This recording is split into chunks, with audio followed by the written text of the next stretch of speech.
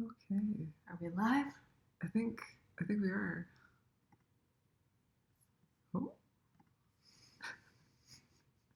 Bear with us.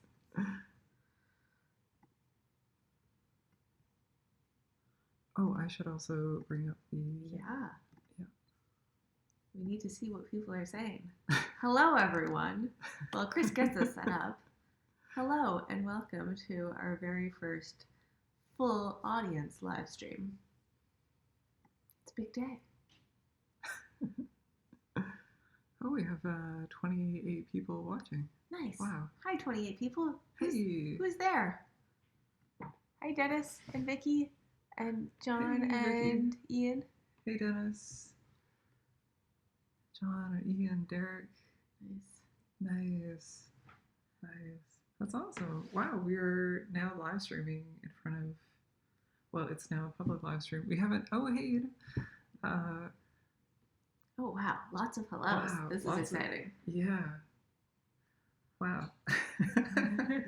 we're used to doing live streams on a regular basis with our patrons, but we're not used to having this much flood in all at once. But hey, everyone. Yeah.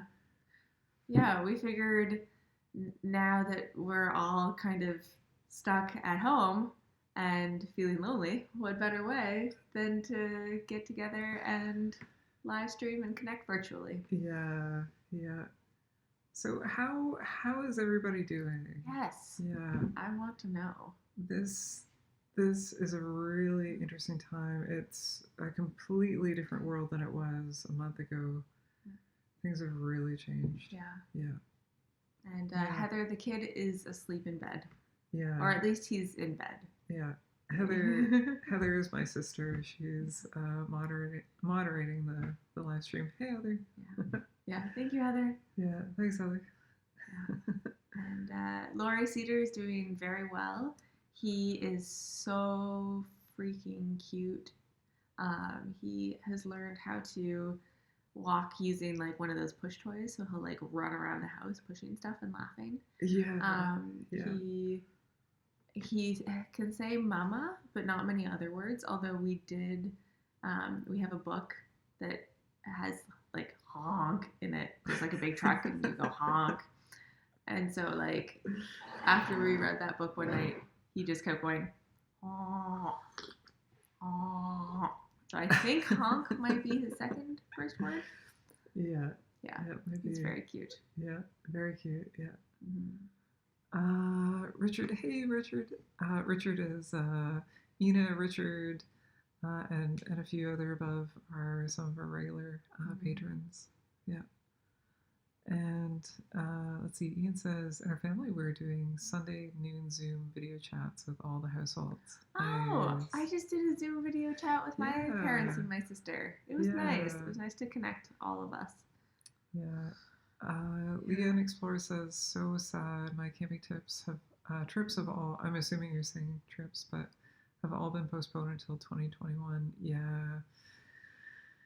Yeah, it's unfortunate. Mm-hmm. Yeah. I understand why they're closing the parks, but yeah, it's tough. Yeah. It is really tough.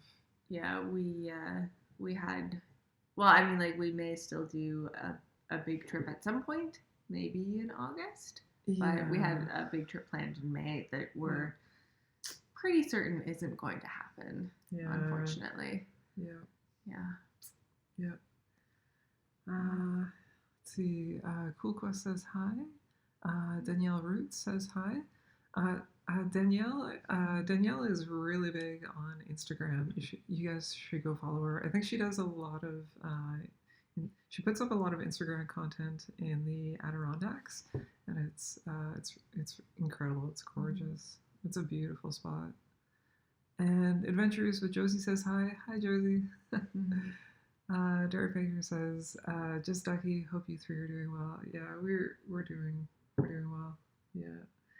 And I should say, for those of you who don't know, Julia is actually a public health nurse here in Ontario. And Julia's not only a public health nurse, she has a master's degree in public health.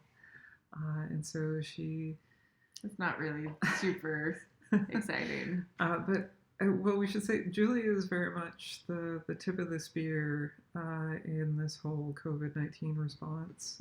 She is doing everything from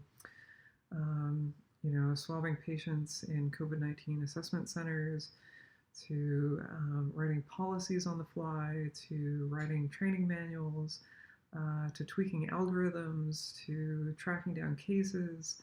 And she usually works, kind of like a 9 to 5 during the week, but she's working like extra evenings and extra weekends. And like, so for instance, like tomorrow is Sunday, but she's going into work tomorrow. So Yeah. But she deserves I mean, a huge pat on the shoulder. Well, she's doing incredible work. This one deserves a huge pat on the shoulder because all of the extra hours that I'm at work, Chris is at home alone with our baby without any help from grandparents because we told the grandparents that we don't want to infect them in case we get sick. In case we get sick, yeah, we're not sick now, No. but there's I'm out and about a lot more than most people, so I'm more at risk than other people. Yeah. So so this one is doing the whole mom gig all by herself these days and has been killing it. Thank you. But Julia is doing like the super important work right now. I mean, like we all owe Julia like a huge thanks. It's a little much. Hey, laying it on a little thick. No, it's true though. She's doing really important stuff. So. I am lucky enough that my job happens to correspond very well with the type of work that needs to be done these days. So I get to have great job satisfaction and feel like my work has meaning and and I'm not stuck at home bored, which I like.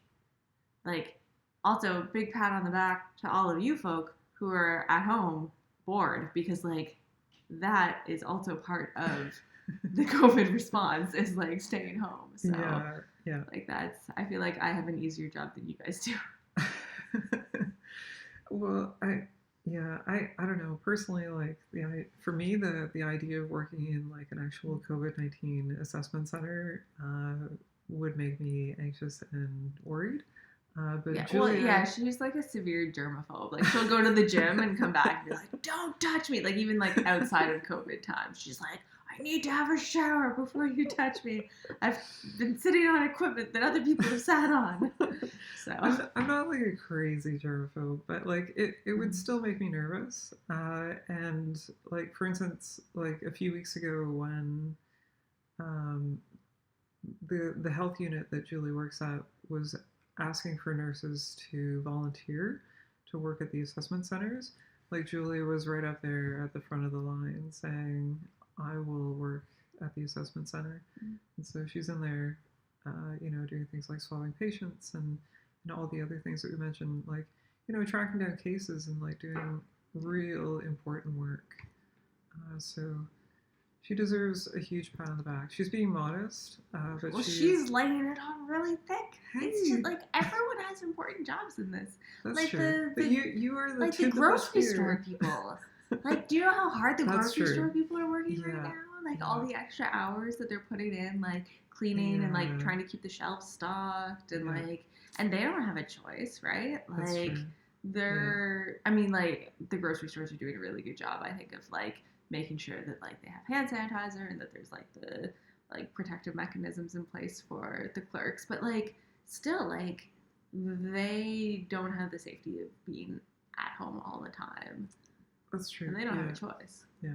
But again, so thank you to all the grocery store people, that's true. The people at the LCBO, because goodness, that's that's our Ontario place that you buy booze. We don't drink a lot though. No. But like apparently it's an essential service. Thank you to all of the like firefighters and paramedics and like all the ICU staff and police and everybody. Yeah. We're all in this together. Yeah. But and all the mums. Jesus. All the public health nurses. Julie's being modest. Anyways, we have fallen behind on questions. We super have. Yeah, so let's see. I think where are we? I think we were Keep going up. Oh wow, we're not used to this many questions on in our live streams. It's not all questions. Okay, okay. Let's see. Okay, there. Cedar will be asking for the. Oh, sorry. John says, or actually no. Bernard Gracie says. Sorry, guys. We may not be able to read out loud Yeah. everything that every person Well, says. I'm gonna read some of them, but yeah. Bernard says they closed all the trails in my town. Yeah, that's unfortunate. Yeah, John says we're lucky that they will actually have the trails. Like there's like a kind of like very wide cycling type path near our house that is open because it's not like an official trail. But I don't know if the official trails are still open or not. I don't know. Yeah, I don't know. Yeah. But Yeah. Getting it's outside tough. is so therapeutic, and when you can't, it's stinky. Yeah. John says your hot clothes is over there is good. I'm not sure. I think he's saying that we're dressed warmly and Oh. asking if it's cold. Yes, we're in Canada. It's not. Well, that it's cold. not that cold. It was No. like probably like 5 or 10 degrees Celsius here. Yeah. So, yeah. Let's see. Conrad says Cedar will be asking for the car keys before you know it. Savor every moment. They do grow up fast. Ian says, I'm a dad. I taught my son to say Arctic, a weighted back loader as one of his first words. It's a dad thing. Oh, that's cute. Robert says, greetings from Central Oregon Cascades. Nice. That's awesome. Heading out to Upper Klamath Lake Monday for some paddling. Paddling is a great way for social distancing. Looking forward to top. Yeah, it is hard to get close to someone in a canoe. That's true. Yeah. Oh, I would love to be in a canoe right now. It's so, so therapeutic. Yeah. Ian says, but can you do a mountain bike rides in your area? We do that here, 10 feet away. You know, there have actually been a lot of people out cycling in our neighborhood. Yeah, there's not. I think there's somewhere to go mountain biking near where we are, but it's not like a big mountain biking community. Right. But there is like road biking, which now that the roads are clear, we should go. We should. Yeah. Cedar's old enough to go in the like little trailer behind us. We need to get him a helmet, but we really do. We can order one. Yeah. Leon Explorer says, will you be releasing the videos of you guys camping with the wee one? We will. So I am gradually working at it. But obviously, like, Julie's work takes precedence right now, and because we don't have grandparents helping out, and Julia's working extra evenings and extra weekends. It's hard to squeeze in. It's been nap times. Yeah, it's been a little challenging. Yeah, and not to mention that Chris's iMac broke. So it's now like half the speed. It's not half the speed, but it's slower than it used to be, unfortunately. Yeah. But we're trying. Yeah, I'm sure what I'll do is I'll end up like one particular week I will just like not sleep, and do what I can. Yeah. Chris is very committed. Yeah, the series alone takes like several weeks to put together, but yeah, with gradually working on it and then like a crazy week, I'm sure I can put something together. So maybe the week that your parents were going to watch Cedar while we went camping, they could watch Cedar while you work. That's yeah. Yeah. Let's see. Ian says, I found your YouTube channel via Joe Robinette. That's awesome. Yeah. I hope you enjoyed the Ghost Range video with Joe. And actually, if you haven't seen the adventure with Joe Robinette, you can enjoy it over on his channel. You can search for the video called The Ghost Range, or Winter Camping in the Ghost Range. And yeah, Joe and I had a blast. It was like a classic story of misadventure. You know, like we started with one plan, and then that plan changed the day before, and then the plan changed as we were driving there, and then like the plan changed again as we were driving to like the new place that we were going to. And it was just like, it was like one thing after Not COVID. another. Yeah, not COVID.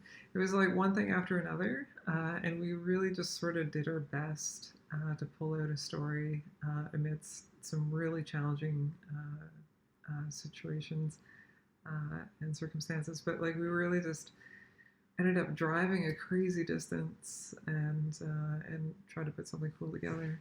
And then there was like a the crazy drive home for like from the location where we filmed for me to get back all the way to our hometown. It was like it's pretty close to like a 16-hour drive for me. It was like such a long day. Yeah, that's Yeah. and that was after not getting a great sleep because of the Yeah. cold and Yeah. But I'm really happy with how it turned out. It was kind of a classic story of misadventure, but we still pulled something together and made it work. And working with Joe was awesome. Joe is a great guy, great guy, lots of fun. Let's see. Rob says people are still trying to hike around Western North Carolina, or is it hard to stay home?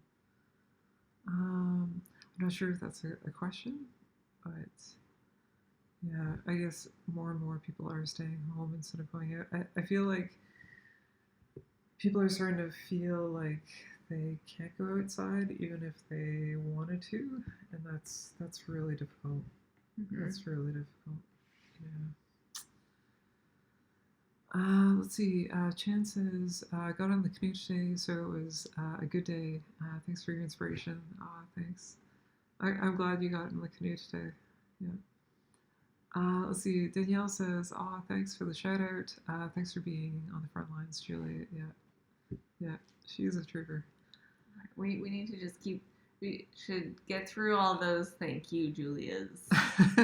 Don't need to read them Julia, all out it's loud. sunny now. Thank you for your work, Julia. Way to go, Julia. Yeah, way to go, Julia. She's doing This it is awesome weird. work. That's enough. Thanks for keeping us a little more informed and safe. Jim says, hello from Michigan. Hey, Jim. Julie, we so appreciate our healthcare workers. Yeah, we really do. Shane says, cheers from a still very icy Rain Lake. Stay safe, you two. Stay safe. And let's see. Matilda says, Boa or Why not?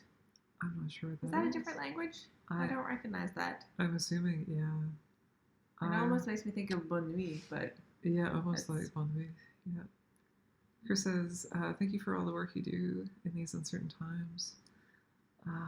Jason's from Mississauga. Adventures from with Josie says, thank you, Julia, for the work you're doing. Stay safe. Yeah. Wendy says, thank you, Julia. Bernard Gracie says, you both are rock stars. She's the rock star. She's doing awesome. Aronomy says, oh, hey, hi. Jennifer says, my niece is a nurse and we worry about her all the time. She worries about bringing it home to her 3 boys. Yeah, I'm lucky enough. It's at the assessment centers. It's like a very controlled environment. So you're wearing your personal protective equipment the entire time, and the people who are coming in like have to put on masks, and so I would say the risk is still quite low.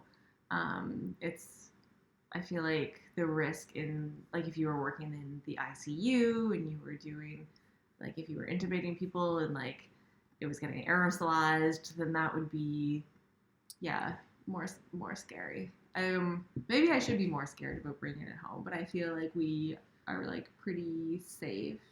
And then even if we did get infected, like we're lucky enough that like we're like the 3 of us are young, no medical conditions, which like doesn't mean that we would be 100% fine, but like the odds would be very good.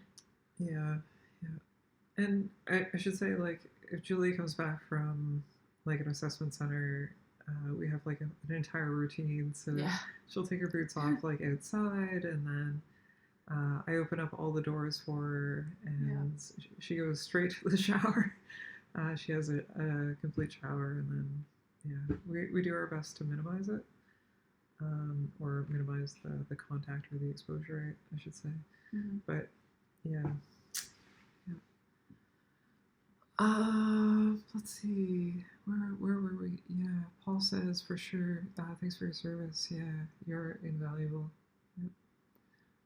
Simcoe says, Julia, thank you for your service. Chris, go on. Mm-hmm. Ian says, what, Julia? You're not bored? Yeah, you Not like bored at all.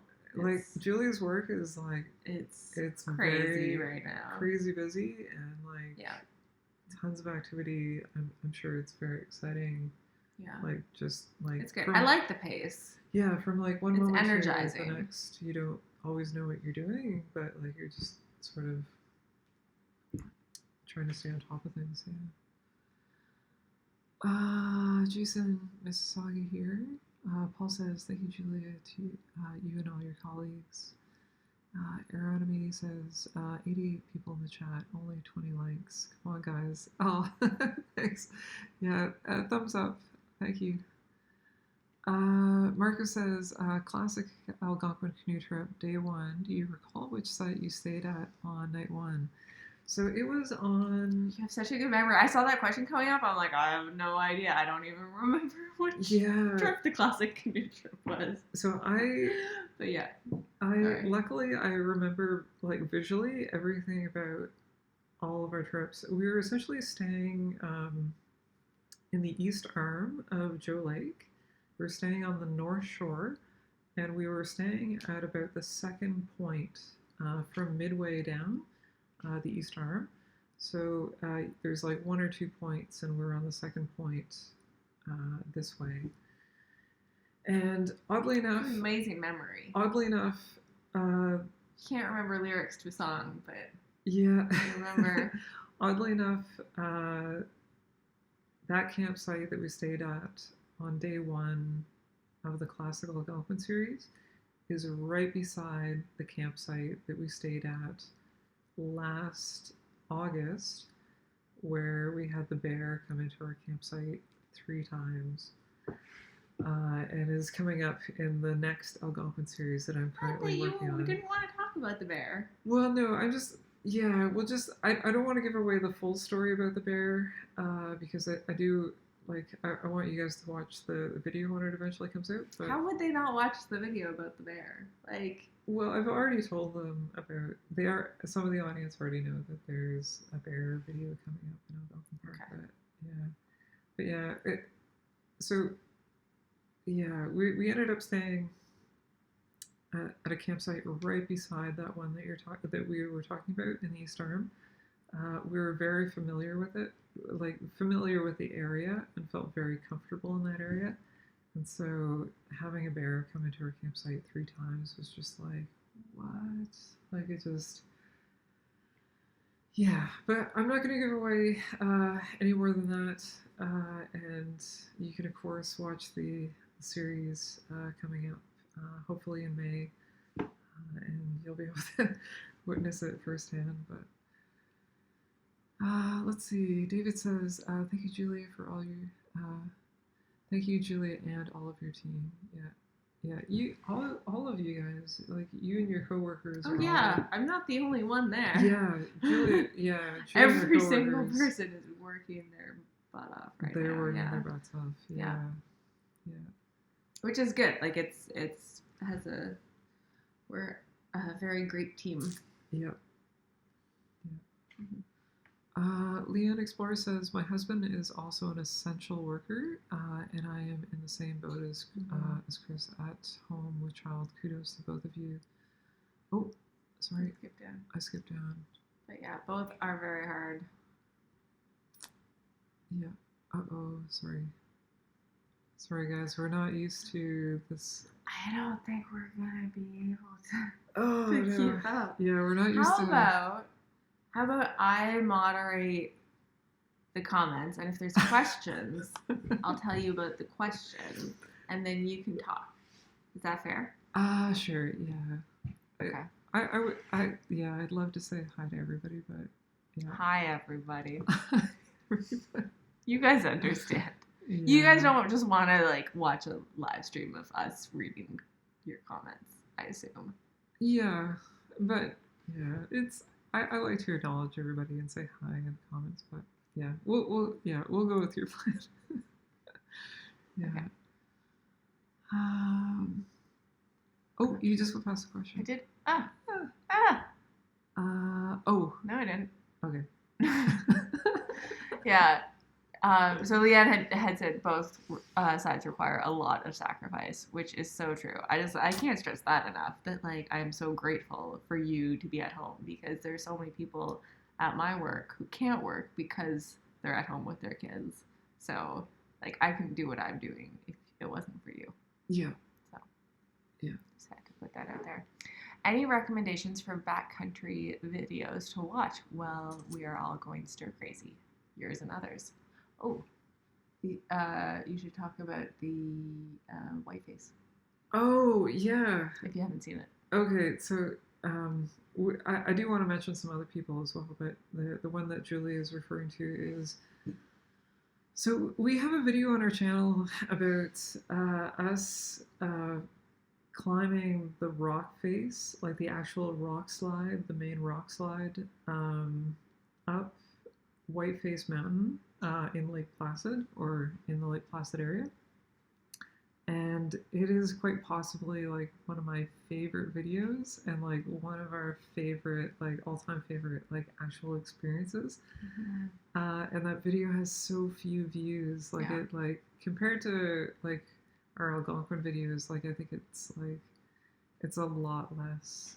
But it's like it's definitely one of our favorites. And actually, I think what we'll do is after we get through a bunch of questions, we'll and feel free. This is Q&A, so if you have any questions, feel free to ask us. If you have canoe camping questions or questions about Algonquin Park or camping in general, feel free to ask us.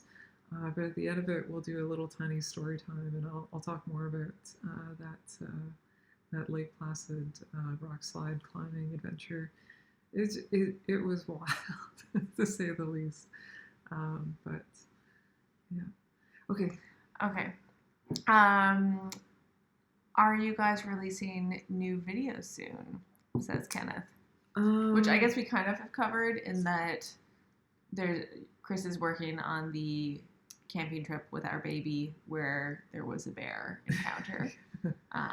And that will be as soon as it can be with given limited time and limited technology.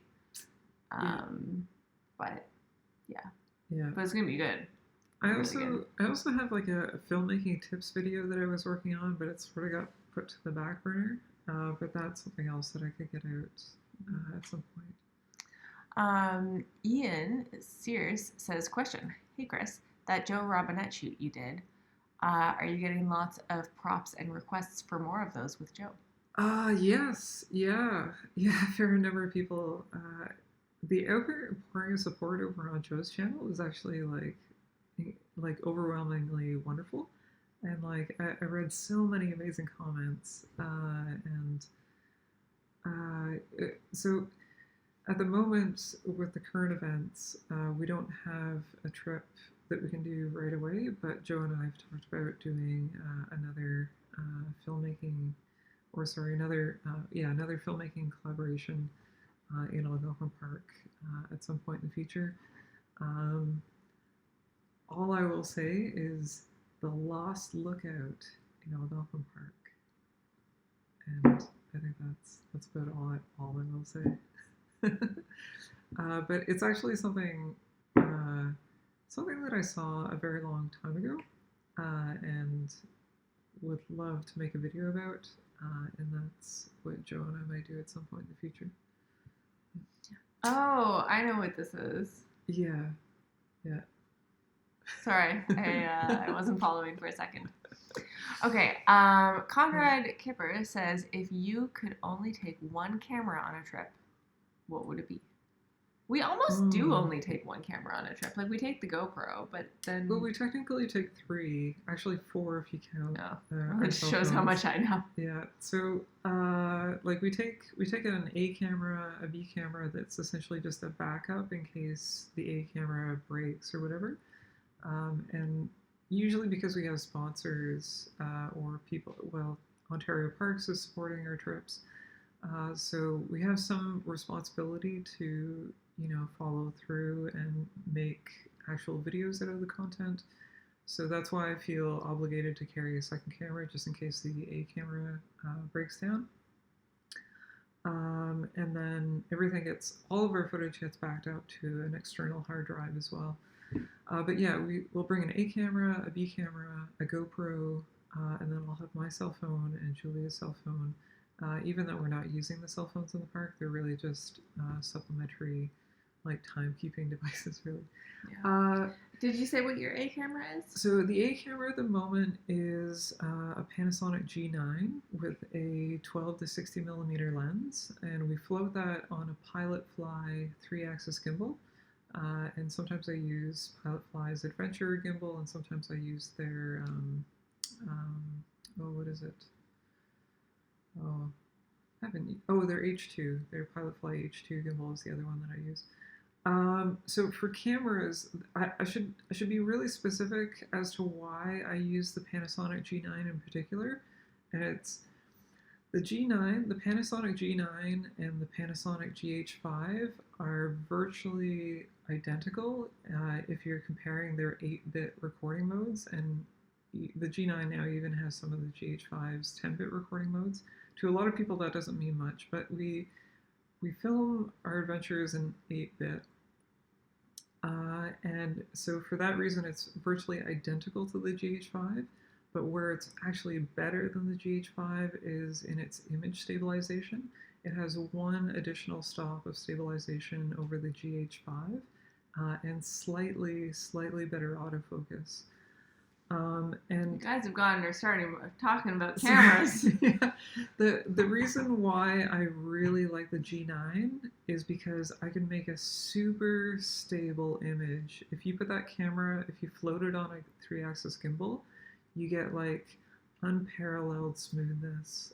And jittery video is something that really bugs me. It's like you probably tell by watching her footage that we're like hiking and the camera's like this close to my feet, and yet it's just like perfectly smooth as if it's like a drone. Yeah, and part of the reason behind this is I don't know if any of you have watched the Red Bull documentary called The Art of Flight. It's actually a snowboard film. A lot of their shots were shot with a Cineflex, which is a camera that hangs off of a helicopter. It's like military grade 3-axis gimbal stuff. And I was just like blown away by the images that the Cineflex was producing, like super long focal length stuff, but super stable. And that's what I like to do with the G9 is I can film at those really long focal lengths. Like I can film all the way out to 200 millimeter equivalent sometimes, depending on the lens that we're using, and get just like super stable video. And usually, like most people just get stable video when they're like using a wide angle lens sometimes, but like with the G9 and a gimbal, oh my gosh, I can get such stable shots at really long focal lengths. So I'm kind of like obsessed with creating interesting, super stable shots. So, yeah. Evident. All right. Danielle says, "Do you guys have town curfews set?" We do in Saranac Lake, No. and we're lucky we don't have anything. I think that the one thing that our government made mandatory is no gatherings greater than 5 people, and we're strongly encouraged. Like, stay home, social distance, don't go out unless you have to. But like it's not like law. There's like a lot of strong encouragement, and like we got like there's a system where they can send out these emergency messages to everyone's phone. So if there's like a tornado that's going to come through your area, like you get a text message on your phone. Or if there's like a missing child, you get a text message. So they sent out a message to like every single person in Ontario saying like, this is what we need you to do. But it's not like law yet. Yeah. Yeah. Yeah. And Matilda's looks like she's from Brazil, Ah, and we okay. should put what she said before in a translator at some point. Yes. Gordon Hey, says, Gordon is one of our patrons. regular patrons. Yeah. He says, "Is it okay to go fishing?" Do you think he means like in this like social distancing era? Yeah, I don't know. If that is what you mean, Gordon, then I would say it depends. If you're going to be in a boat with like 5 other people and you're all going to be like sitting right next to each other, then I would say no, it's not okay. If you're going to go out by yourself or with someone who lives in your household, then I would say it is okay. Or from the shoreline. Or yes, or if you're just going from the shoreline and you're going to be not touching anything that other people touch and staying 2 meters away. Yeah. So, yeah, and if you're like, yeah, going with a buddy and staying away, then it's like it's like that like in between kind of like might be okay, might not be okay. I would say generally don't go out with a buddy. Like go out by yourself or with people who are already in your household. But yeah, that's my public health advice. Not that this live stream is not meant to be. I'm not professional, Julia, right now. That is my personal opinion. Oh, I like how Ian Sears says, if the like button is gray, folks, you can turn it blue by clicking it. Oh, thank you, Ian. Ian is an advocate for us right now. Thanks, Ian. I also want to point out how cute it is that Camper69 and Flawn57 live very close to each other, and they've discovered this and said hi to each other. Oh, that's awesome. Said, hi, neighbor. And they also have numbers at the ends of their names, so cool. I see a budding friendship there. Paul Ricketts asks, what's a good camera for family camping pics and videos? Wow. So oh my gosh, this is a question I get all the time, and I don't know, in this day and age, it's pretty, like for most people, it's pretty hard to say, it's pretty hard not to say a cell phone, because computational photography is getting very, very good. And being able to add bokeh blur in post and things like that. But if you're looking for like a specific camera, like if you want interchangeable lenses, some of the Rebel cameras are pretty decent. Like you can pick up a used Rebel, like say T6i, T7i, for really affordable. Sony's RX100 Mark V, for instance, is a great all-in-one point and shoot. And if you want like a great full-frame camera nowadays, like an A7 III, a Sony A7 III is really good. The G9 is closer to what I would refer to as like a professional's camera. So like if you're really into cameras and you want to like dial it in, there's a lot there that you could dive into and tweak, but it's not like a pick up and kind of go camera. So yeah. And it's micro four thirds, so you have to be really careful about low light and using fast lenses at nighttime. If you don't know what any of that means, then stick with your iPhone. Maybe stick with your iPhone. Yeah. Or we're being biased. Your smartphone. Yeah, smartphone. Chris loves Apple, so. So JMP Moose, lots of letters, says, Saturday Night Treat, enjoyed so many of your videos. Chris, let's do the Dakar Rally. Oh my gosh. Did I say that right? You did, actually. So I'm actually very familiar with the Dakar Rally. It's something that I used to watch with my dad on the Speed Network quite a bit. The Dakar Rally is this crazy rally where they're racing through the desert. And sometimes people shoot at them, like the cars that are going by. Like Wait, what? it's intense, and like What do you mean shoot at them? people actually shoot at the cars. Like bullets? Bullets, yeah. Like why? Not all the time, but like it happens sometimes. Why? I don't know. The locals might not appreciate having race cars going through there. This seems really dangerous. It is very dangerous. Like what? And it's a crazy long race, and a lot of people. Sometimes people just like can't make it all the way through the race because they like get injured. Like I know for the motorbikers, like some of them get launched off their motorbike, they break like a wrist, and Sounds intense. it's very intense. Sounds yeah. super intense. Yeah. Wow. Okay. Well, I vote not doing that. I would love to rally someday. Oh my gosh, if I had like a ton of money sitting around, I would like buy a used Subaru Impreza, and yeah, maybe put a roll cage in it. Drive And, it like oh, yeah. If you haven't seen our what did I title the that winter video? rally. I did a winter rally video. Yeah. Where I drove a race spec Subaru WRX in the snow up in Quebec, and it was so good. That car accelerated faster on snow than most cars do on pavement. It was mind blowing. It was phenomenal. Impressive. Yeah. John says, I saw you replacing the thermal paste on the iMac on Instagram. Did Oh. that not work out? That is correct. Okay, That did so not work out. yeah, and I should preface this by saying I have serviced the insides of Mac computers for many years, and I've replaced the thermal paste on laptops. Actually, while several Chris is times. telling the story, I just have to explain. We're just going to take a peek at the baby monitor because I can hear it in the background. I just want to make sure he's okay and be a responsible Yeah. parent.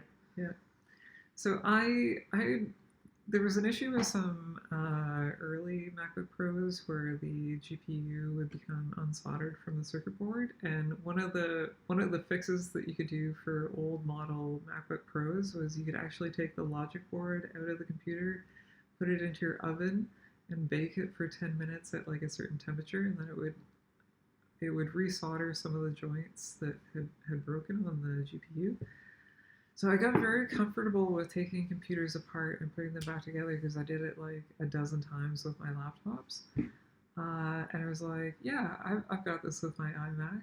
And while I'm in there, I'm going to put a custom copper IHS on the CPU as well so that like I get better thermals and that way it doesn't thermal throttle.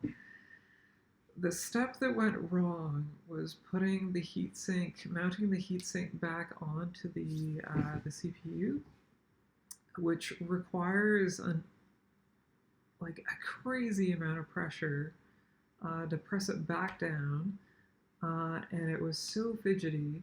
And somewhere along the lines in that process of putting the heatsink, trying to put the heatsink and the back plate on the tensor back on, that I bent something in the motherboard somewhere, and now the computer won't address 2 RAM modules.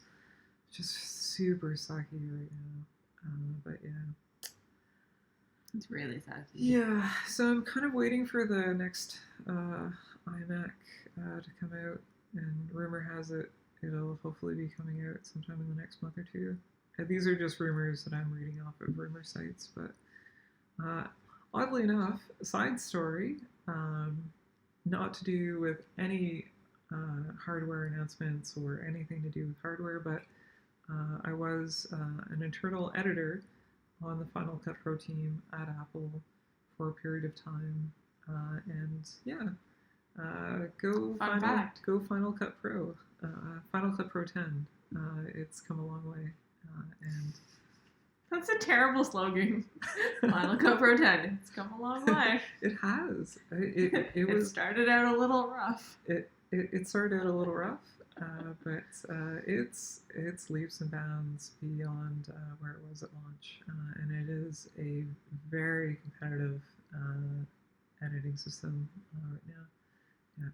I hear people like editing in Premiere nowadays and being like the render went wrong and like it takes forever to export, and I'm just like, Final Cut Pro 10, it's so fast. Like, it's ridiculously fast nowadays. So,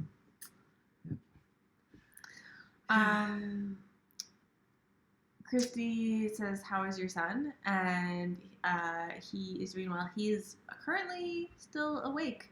Yeah. And it's almost 9 o'clock our time. We put him to bed like an hour ago, and he was like kind of like, "Argh!" And I think he's teething. Although I always think he's teething. Like he makes like one sound, and I think he's teething. But we gave him some Advil, some baby Advil. Put him back down. I checked the monitor. He seems to be okay. He's not like screaming. He's not standing. He's just kind of like, oh. Yeah. So he'll eventually fall asleep. Yeah. And he'll sleep in probably. Sometimes I feel like such a bad mom when I'm like, oh, like he's having trouble falling asleep because he's in pain, but at least he'll sleep in. Yeah. Yeah. Anyways, that's just I'm being very honest. We take good care of our baby though. We really do. We really do. He's a good, happy baby. I like the fact that Paul says videos can wait. You have to take care of yourself too, Chris. That's true. Yes. Yeah. I agree. Yeah. I agree. Yeah. Adventures with Josie says, I plan to get out on my bike soon, just on some roads around my area. The past few years, I've been doing longer and longer rides. Any trips or tips for great workouts to build strength/endurance for biking? Oh. This is your wheelhouse. Yeah. So, the best way to build strength and endurance on the bike is really just lots of hours on the bike. Yeah. And like, I don't know if you saw our erg video, but we have an indoor spin trainer in the basement that we can mount the bike onto and just spin for hours and hours and hours. And twice a week we'll spin for an hour pushing pretty big gears on the bike, to the point at which like I'm out of breath at the very end of it. And then once a week, up until about a week ago, we were actually spinning 3 hours at once on the bike on usually Saturday or Sunday. We stopped doing that because we didn't. It does put a strain on the cardiovascular system, and we thought if Julia's going to be working in COVID assessment centers, and we might be exposed to the virus, we're not quite sure how healthy and safe it is to be seriously taxing our aerobic systems if we became if we got the virus. We don't know how that relates to one another, and to play it safe, we thought we'd just go back down to doing 1 hour spins twice a week. So. Yeah, that and the trip that we were training for has been postponed, so there's that much less incentive to train really, really hard right now. Now, I want to quickly add, so if you're trying to, so your workout can go one of two ways after a workout. You can either prioritize strength and muscle gain, or you can prioritize recovery. And the way you prioritize strength and muscle gain is by, right after your workout, consuming high amounts of protein, like say a protein whey isolate that digests very quickly in the course of 15 minutes. And the reason being is the level of human growth hormone in your body spikes after a workout like that, specifically like when you're really taxing it. And so if you give your body protein in that environment, it will prioritize building muscle. On the other hand, if you consume sugars, if you go the other way and you consume sugars and carbohydrates, it will shunt your body's the system that's prioritizing that release of growth hormone will be shunted by the consumption of sugars and carbohydrates, and it will effectively suppress the amount of growth hormone in your body. but it will encourage your body to recover quicker. So if you're doing like, say you're doing an activity one day and you know you're going to go hard the next, like say you're an ultra marathoner who is going to like do a race one day and then like have to run really far the next and the next, and it was going to be like a multi-day race or something like that. Like you would be prioritizing recovery just to be able to keep going, and you would consume lots of carbs and sugars and things like that just to keep going. But if you want to make yourself stronger, lots of protein after workouts, and staying away from carbs and sugars for as long as you can, for almost up to like 6, 8, 10, 12 hours after the workout. No carbohydrates for 12 hours after a Well, workout? well, as little as possible. You just want to minimize it.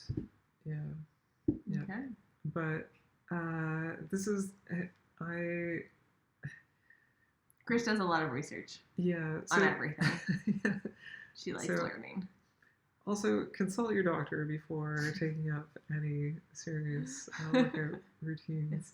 We're But- not providing public health advice. We're not Yeah. providing medical advice. But I should say, if you see that sticker in the background, that's an Ironman logo. And like for those of you who don't know, like we competed in Ironman triathlons for a few years, and it's like a complete like science and art to it onto its own.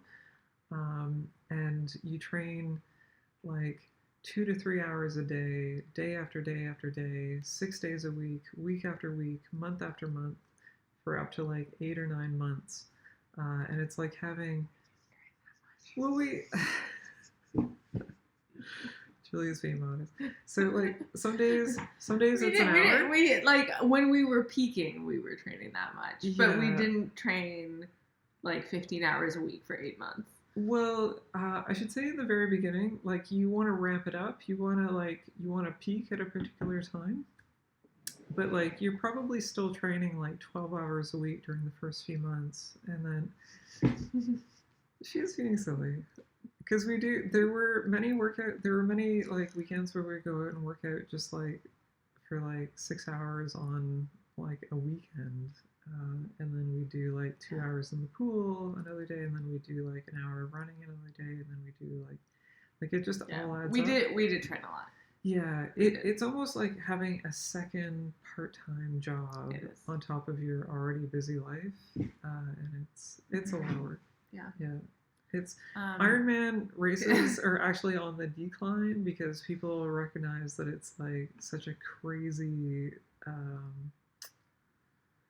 opportunity cost. And oddly enough, other races like Spartan races are on the increase because you can get away with being more of like a weekend warrior and doing a Spartan race, but like the Ironman races, like it's a serious commitment. So now that you have provided your answer, can I provide a 5-second answer? Yes, absolutely. Yeah. Go for it. Build strength on the bike. Do hill repeats. Find like a really steep hill in your neck of the woods. That's a good way. And do a Yeah. bunch of repeats. Chris likes to do this. I think there are some videos. If you search Westport on our channel, you can find her going up and down a hill like 50 times in a day. Actually, we both did that. Anyways, Oh yeah, that's I don't one know of our early if we videos. filmed that, but we have filmed some. Yeah. There is one Westport video Yeah. on the channel. But like some of And those then- workouts were like 12 hours long. Yeah, the time that we did the 51 Yeah. Westport hill climbs, that was harder than the Ironman, in Yeah. my opinion. Yeah. But if you want to get into all that stuff, like you just have to spend a crap ton of time logistically planning out even like the workouts themselves. It's crazy. And then for building up endurance, obviously just like going out for a really, really long time. And what I found helpful when we did it, because sometimes if you're like really trying to build up your endurance on the bike, it just feels like you're on forever. So we would do loops. Like there's this, we call it the, well, I won't go into details Yeah. about where we live, but there's this loop that I think is like 20 kilometers.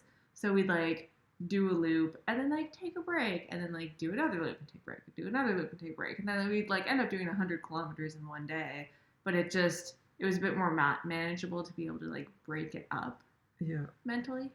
So that's my advice. But you have to be able to go and like do a workout up to like 200 kilometers long. Like you have to put in really long distances. Not that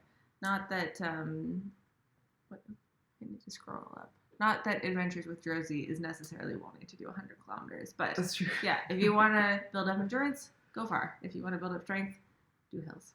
Yep. / eat a lot of protein A lot and of then don't protein. eat anything else for 12 hours, apparently. You need other things, like, yeah, eat other things, but like minimize sugars afterwards. Yeah. Okay. A couple of people, including Jay's Way, would like to see a video on Chris doing her filming and editing. Yeah, at some point I would love to share that actually. Jennifer Jones agrees with Jay.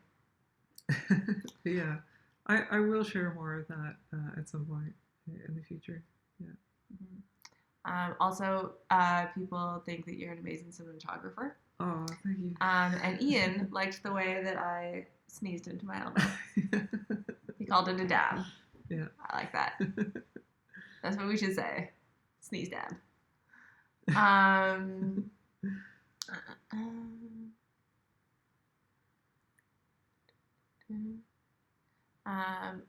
Can peanut butter s'mores be made indoors?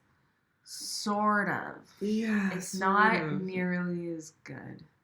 Yeah. But it's possible. Yeah. Unless you have a wood stove, and then it's very easy. But yeah, you can, like, if over like your burner on your stove, you can kind of toast a marshmallow. Not nearly as good as it is on a fire. And then, yeah, you have your 2-bite brownie and your peanut butter. Yeah. But it's probably, yeah. You can't that like campfire. What about barbecue? Oh. That maybe. might be because barbecue gives that flavor. Let us know. Let us know on like Instagram or Twitter or somewhere in comments if barbecuing a marshmallow works. / next video.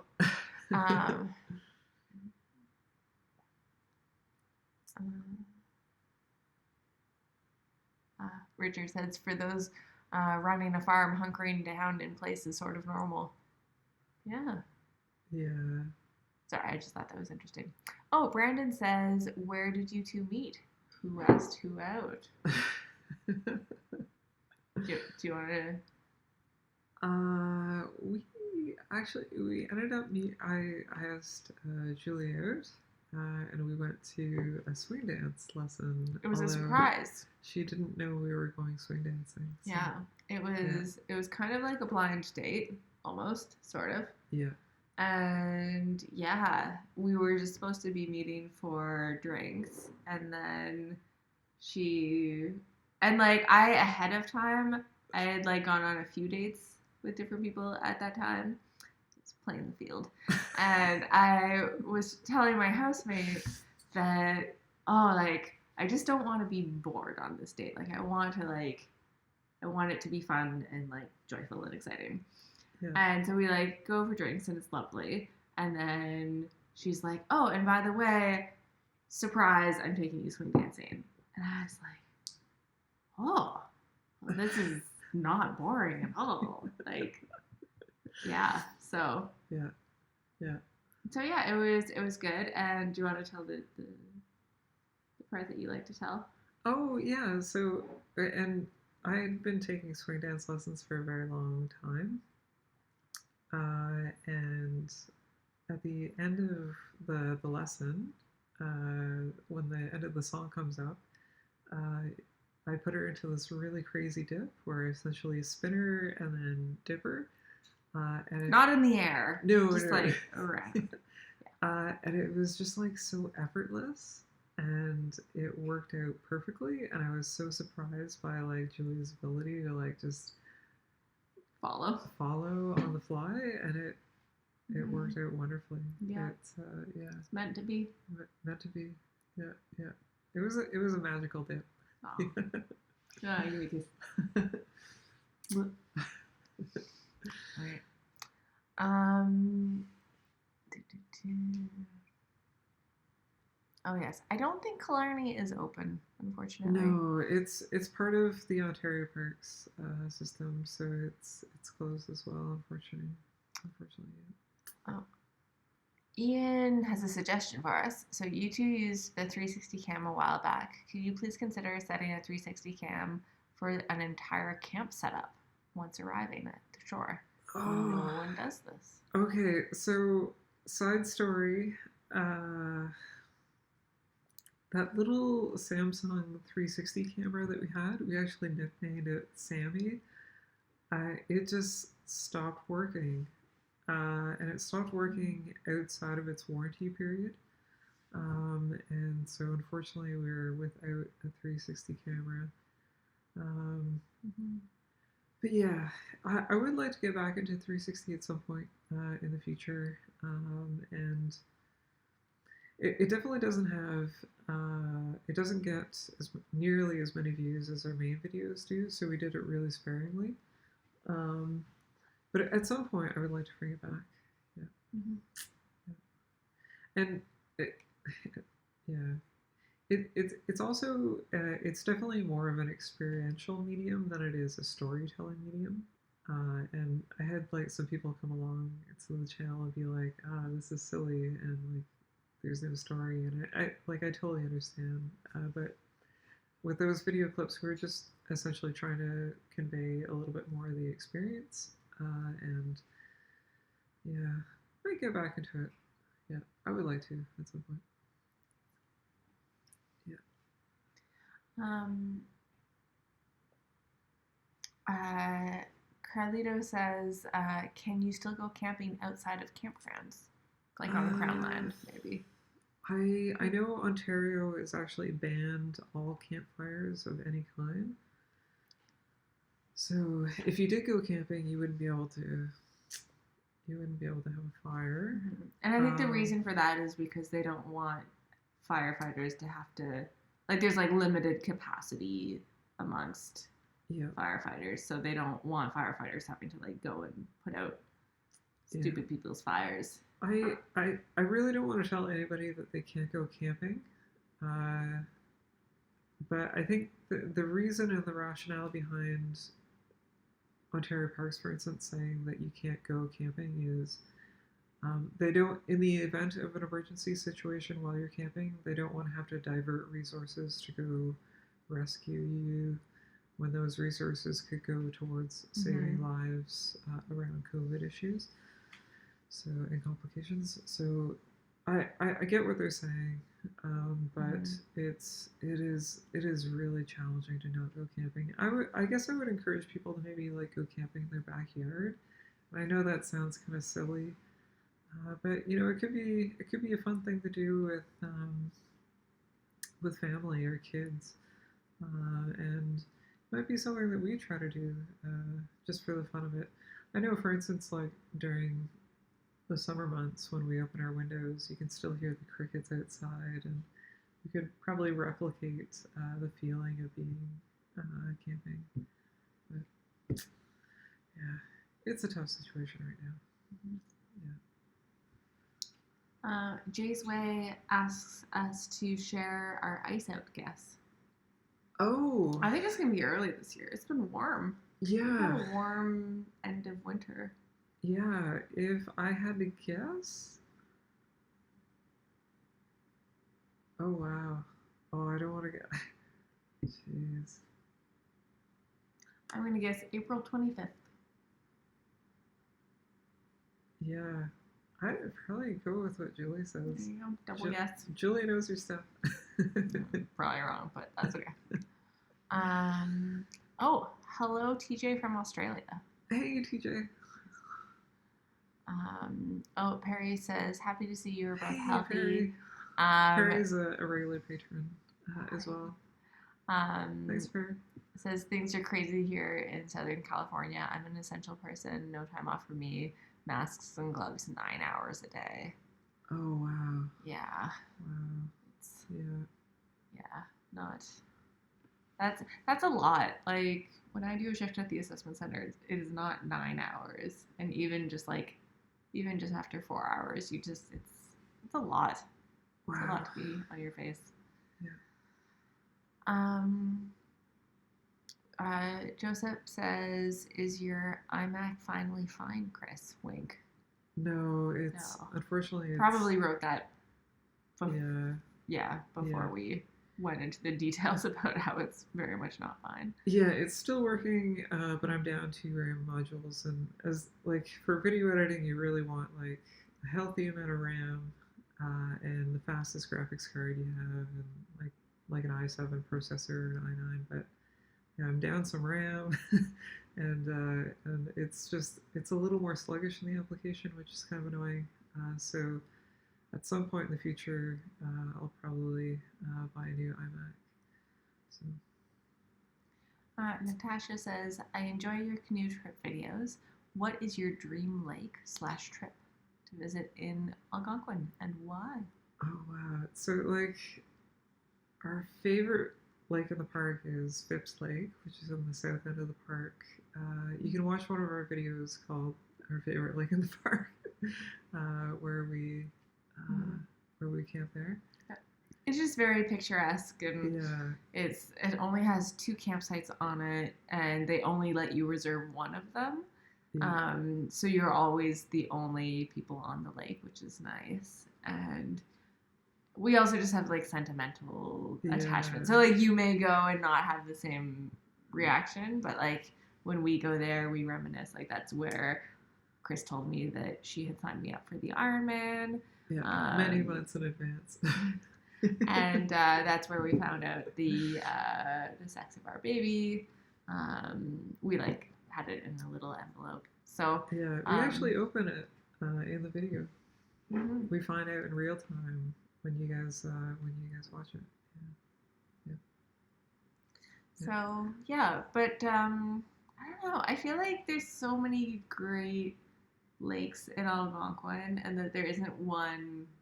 Like so much of the trip is about like who you're with and like what like challenges you face on the trip and like the jokes that are made and like yeah, it's yeah. yeah.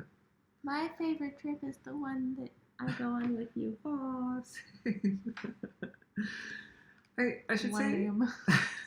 I also really like Big Trout Lake, like right in the Yeah. heart of Algonquin. Mhm. It also it feels like the place to be in the middle of the summer. Yeah. It feels like you have to like trek for a few days to get there. Usually, you could theoretically get there in a day, but yeah, you have to put in a number of portages to get there, and then it's this big, expansive lake with lots of character and nuance to the shore, lots of Yeah. islands and points, and you can hear people at night, and they're happy, and it's a really nice place to Yeah. be. And Yeah. Lake Louisa in the south end of the park is Yeah. also really nice. Yeah. Another big lake, but that has a lot of like nuance to it. It's not just one giant round lake. Mm-hmm. And the campsites on Lake Louisa, there's like just really nice campsites, and a bunch of them too. Yeah. Yeah, Yeah. I think that answers those questions. Ian says, Julia, do you feel the need to use P100 filters over just the N95 filters doing what you're doing? So, I actually haven't heard of filters. In Canada, at least, there's surgical masks and there's N95 masks. So, I'm assuming the N95s are the similar or the same. Um, so, COVID, as far as we know, is spread through droplets. So, when someone coughs or sneezes, the droplets shoot out, but only like a meter or so, and then they fall to the ground. And unless you're intubating someone, it doesn't aerosolize. So, there are other things that are spread through like airborne spread, like tuberculosis, where it just like hovers in the air and floats around. So, normally you would only need an N95 mask for those airborne illnesses, and you would just need a surgical mask for droplet spread. So we're just using surgical masks, which are like much less than the N95s, and um, so yeah, I mean like we'll see, like that's based on our current evidence, and probably like like I if we had unlimited N95 masks, I'm sure that our government would be like, well, just to be safe, like let's have everyone on N95s. But like we don't have unlimited N95 masks. We don't even have unlimited surgical masks. Like normally you would switch masks between each patient, but we have like 1 or 2 masks per shift. So like yeah, they're not going to go over and above what our current knowledge on transmission is. Yeah. So does that? I hope that makes sense. But yeah, I'm just wearing a surgical mask. Yeah. Which is just like a. Yeah. It's not the fancy one. Yeah.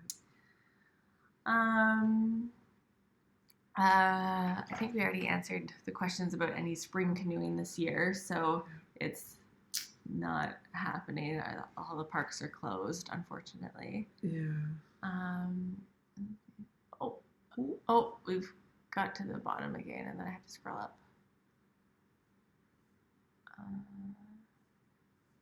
We're behind. Oh wow, sorry guys. We're definitely not used to this many. And I'm filtering too. Just people have. Oh, sorry. Okay. Bear with us for a moment. Technical difficulties. We're trying to catch up. Yeah.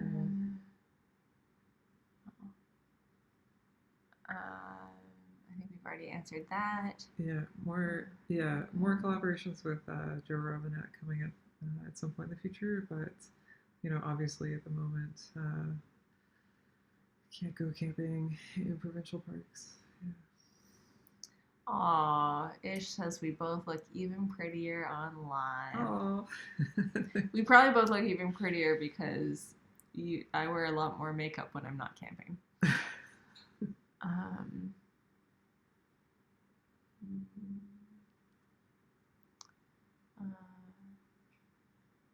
Any Killarney trips this year? Actually, we should actually briefly talk about Killarney because we actually did have a trip to Killarney planned. What was it, 2 years ago? And what happened was we were gonna go for a spring Killarney trip, and like 3 or 4 months before that, actually, Julia was on a late cross-country skiing trip with her dad.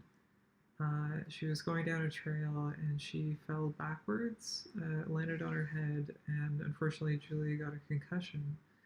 I don't think we actually ever talked about that actually with the audience. Just with patrons, I think.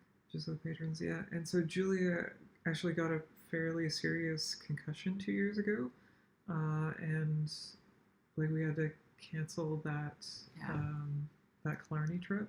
Yeah, and it was like just... I couldn't tolerate light. I couldn't look at a screen. Not that you need to look at screens for camping trips, but like even just going out on a bright sunny day was like too much for me. And and the road, driving. Oh my gosh, the road noise. I still have to wear like a bit of like noise canceling. Like not like I can still hear like ambulances and other cars and stuff. It's just like but I'm mostly normal now. Yeah.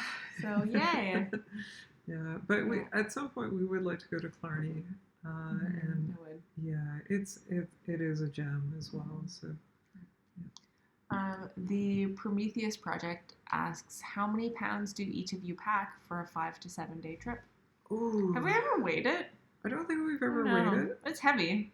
So when we're that's not helpful. So there are two cases. As we're portaging down the trail, one of us carries the food barrel and the canoe, and the other person carries the big blue pack and all the camera gear and the paddles. If you added up the food barrel and the canoe, I think you'd be easily looking at about 90, 95, maybe even 100 pounds. And the other person carrying the big blue pack and all the film gear and the paddles, if I had to guess, maybe 75 pounds in total. But yeah, but the yeah, it But is a no lot of biggie. work. No biggie. Yeah. We actually like, to be honest with you, like we both actually don't mind portaging that much. Like Yeah, I kind of like it. yeah, I kind of like it as well. And like Feels like you just like accomplish it, you know? Like it's yeah, like I did that one. yeah, I don't know. and And like after you've been in the canoe for a long time, it like feels good to get up and stretch your legs. yeah. I think we're also both like used to like suffering for Ironman triathlon training as well. So like I'm sorry, I was itching my arm, but my arm was on the table. I just sorry guys. yeah, like all that Ironman stuff like just makes the portage stuff like pale in comparison and seem very, very, very short. So my advice to anybody doing portages and wants Just to go do an Ironman. just go. Yeah, it'll make everything easier. Greg asks, do y'all dehydrate some food for camping? We don't own a dehydrator, but No. we buy Backpackers Pantry dehydrated meals. Yeah. They aren't a sponsor, but they were almost a sponsor, but then they didn't ship to Canada. But anyways, Yeah. I'm still gonna say, hands down, they have the best dehydrated meals of any company that we have tried. Yeah. The texture is good. The flavor is amazing. It is really good. Actually. Super easy. Yeah. Healthy. Very healthy. Yeah. Yeah. So yeah, Backpackers Pantry. You can find them online. They're sold at various outdoor stores. The pad thai is delicious. It's very good.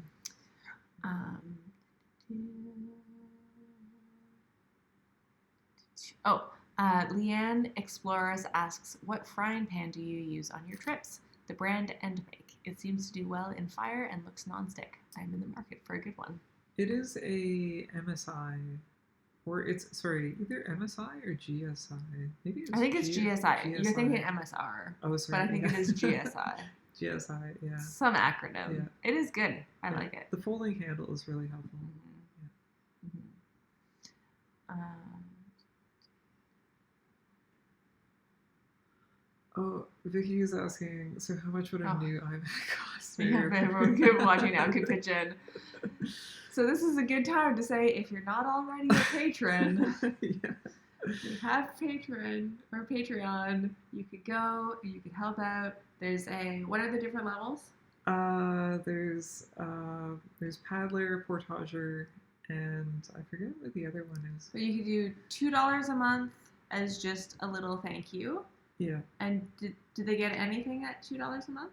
That's just a thank you. Just a thank you. Yeah, There's $5 a month. Yeah, and that you get a lot of stuff. You get access to all of our regular live streams. Yeah. So you have this like at least once a month. Yeah. And this week, or sorry, this with month, a lot fewer people commenting, so we actually keep up and have like an actual conversation with people. Yeah, and we have such a great group of patrons that yes. we love chatting to on a regular basis. But we also post like other forms of bonus content. Yeah. So all the times that you're like, oh, I want to see that cute baby. Or we just recently posted a 15-minute compilation of clips from a trip that we did way back in the Barron Canyon. In the Barron Canyon, like way back before YouTube. That was filmed in, I think, either like 2013 or 2014. So if you want to see us much younger, and I would actually say less attractive. I feel like we look better now than we did then. Sorry, weird comment. Yeah, now if someone was to go and join that $5 patron, could they then retroactively see all of these videos? They can go back. So all the people who are at home who are bored, who are like, I want more Chris Prouse videos, technically for $5 Yeah. a month, but you could always cancel. But for $5, you could go and have access to all of this content. And then for $50, they get. Oh, Is well, it 50? yeah, there's a There's a pretty yeah, big jump yeah. to You 5, get 50. you get personal one-on-one Skype calls with us at that level. We have a patron who's at that level who actually doesn't use the regular Just very Skype generous. calls. Yeah, just Yeah. very generous. And yeah. if you, since there's such a big gap, if you're just happy with the type of stuff that you get for $5, and you don't want to do $50 because that's a lot of money, you can do any. You could do 6. You could do 10. That's true. You could do 17 and a half. Okay, you don't have to sell it that much.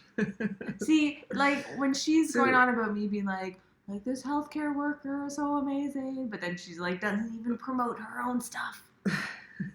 Thanks. Patron. Is there any other ways that people can support the channel? Subscribe. Well, yeah, subscribes, likes, in thumbs terms up. of getting really you a helps, new yeah. computer, I would say Patreon. It is a good way, yeah. Yeah. If you And do- our current patrons, amazing. It is a But, yeah. community that you want to be a part of. yeah. And Okay, we're very grateful. We don't want to plug this for too long, but Okay, if we'll you move want on. if you want more information, it's at www.patreon.com/Chris Prouse. That's where you can sign up. Yeah. But yeah, you get access to everything that we have posted retroactively. And we generally try to do a live stream with patrons and usually have like a topic in mind so that you can go back through those topics. Jennifer Jones has some potentially helpful advice. Reach out to Luke Miani on YouTube. He buys and fixes Macs all the time. So I might be able to help you. I do actually follow Luke's YouTube channel because I actually personally find what Luke does to be really entertaining. And so the thing, Luke generally will take like an old iMac and he'll upgrade the components and make old Macs faster. The problem with my Mac is somewhere in the logic board there's a break in one of the silicon wafers that's not addressing some of the RAM.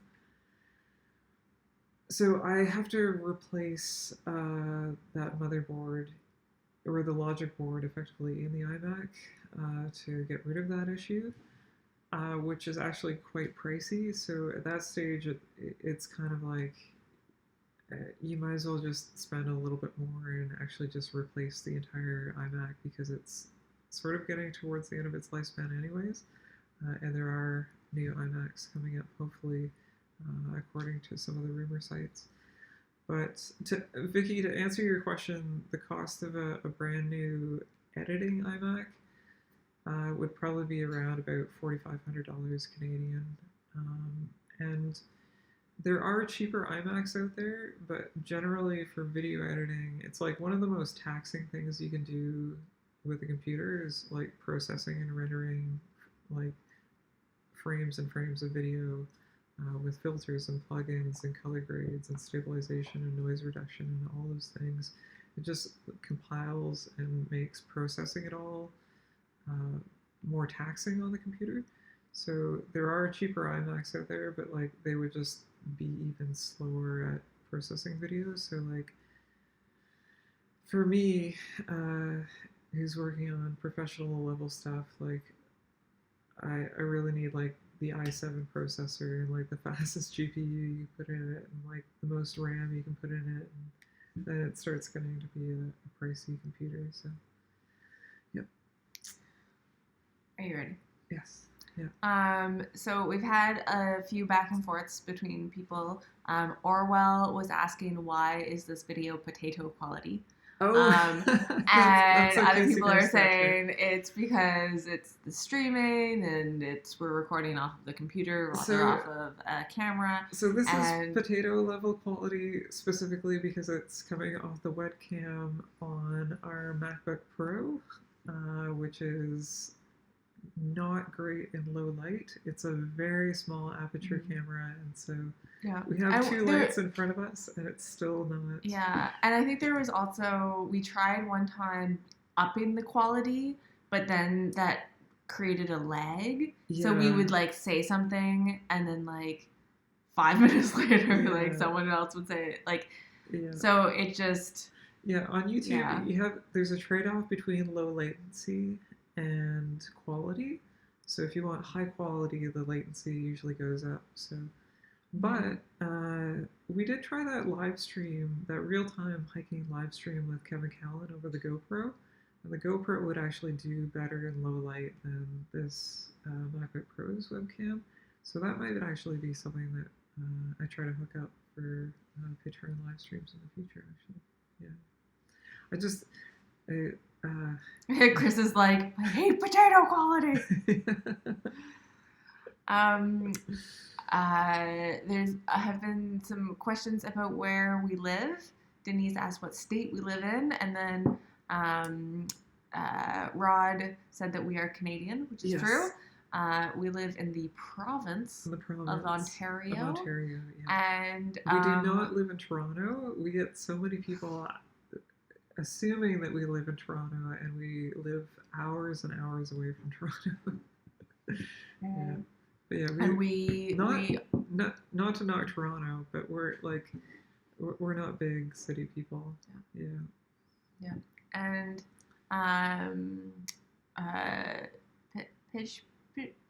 PEJPJ asks, where in Canada did we grow up?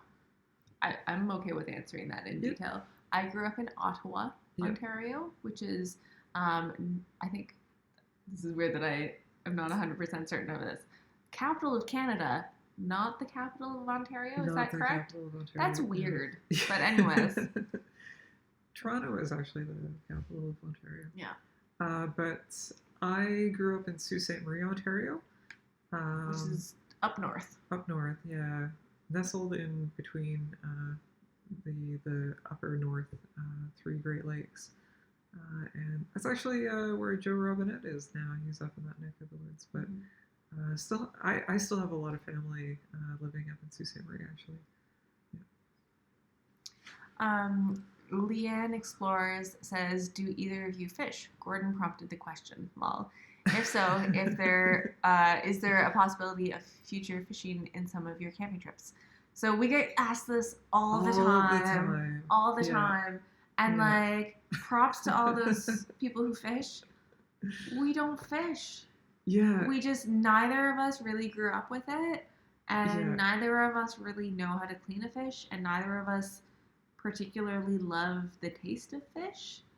And I get, there's like this book called Me, You, and the Red Canoe, and it talks about like this like father and son who are camping, and they wake up at like 5 a.m. and they go out and catch fresh fish, and then they have it for breakfast. And like when I read that story, I'm like, oh, like I think I understand why people like fishing so much. But it's just never been something that we've done. And also, we tend to do really long days. Okay, hold on. What? You cannot talk for 10 minutes straight and then cut me off after 2 minutes. Okay, well, but you're saying that I've never fished, and I did actually grow up fishing with my grandfather, and so I have nothing against fishing. And same. Yeah, and I actually have a lot of warm memories fishing with my grandfather at a very young age. Lots of fond memories. But I think a lot of people really get into fishing because it's sort of like their sport or their hobby. And for me, filmmaking just happens to be like my sport or like my hobby. So like when people are out there saying like, why didn't you bring like a fishing rod? You know, because we brought all the filming equipment. Yeah, I'll be like, I'll look at videos sometimes and I'll be like, why didn't I bring like a 16mm lens? You know, like, or like, why didn't I bring that piece of filmmaking equipment? So it's really just it's what we prioritize and what we are really passionate about. And if Julia let me, I would take way more camera gear. Contessa says, glad to see you both. Hello from Washington State. We are not allowed to do any recreational fishing, camping, or even dispersed camping. So I guess my previous recommendation about going fishing on your own would be okay. Really depends on where you are currently located and how many cases you have. So in our neck of the woods, it is currently being outside away from other people is okay. But I guess that's very different where you live. So follow the advice of your local public health officials. Yeah.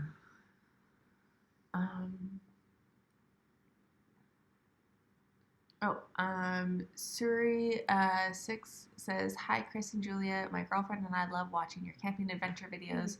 We're beginners and we're wondering where in Algonquin you would recommend for canoe camping. Go for it. If you're beginners, like super duper beginners, a good spot to start is Canoe Lake, where there is a great outfitting store, and there's just lots of beginners, and there's going to be lots and lots of people.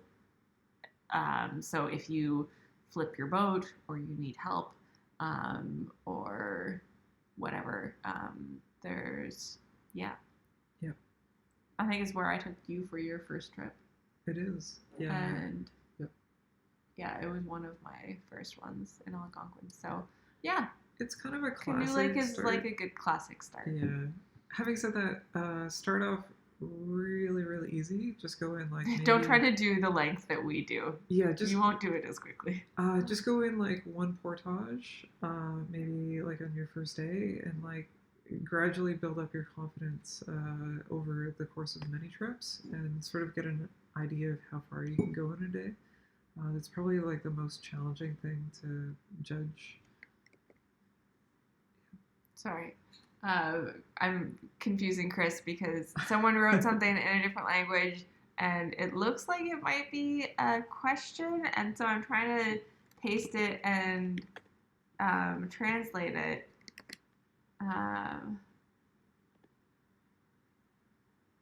It's not. It's not translating. It's not translating.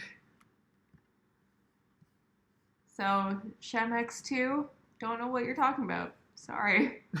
Sorry. Camper 60. Oh, sorry, I did it again. That's okay. Camper 69 asks, have you two tried any bike camping? I did a bike camping trip with my outdoor education group in high school. That was a really long time ago, but it was super fun. Have you done any bike camping? No. I'd like to do bike camping. That'd be a fun thing to do with Cedar too. Yeah. Perry says, are you loving your new Forester? Yes. Yeah, and Perry's one of our regular patrons. Yeah. We very much are. Yeah, we should let the entire audience know that we actually ended up buying a used 2017 Subaru Forester, and one of the reasons why we bought used is more affordable, but it also has a manual transmission, and we enjoy driving manual. It makes driving more fun, and it's more fun to film as well. So yeah, we're very happy with it actually, and it is so much safer than our little Honda Fit. I think we've told our patrons, but we haven't told the audience. But unfortunately, the little Honda Fit is nearing the end of its lifespan, and it doesn't like to change gears very well anymore. I think it's up around 220,000 kilometers. Yeah. And yeah, the car is at the stage where it probably needs a new clutch pretty soon. And does anyone want to buy a Jeep Honda Fit? We're looking to sell. You could have the car that Julia and Chris's butts have sat in.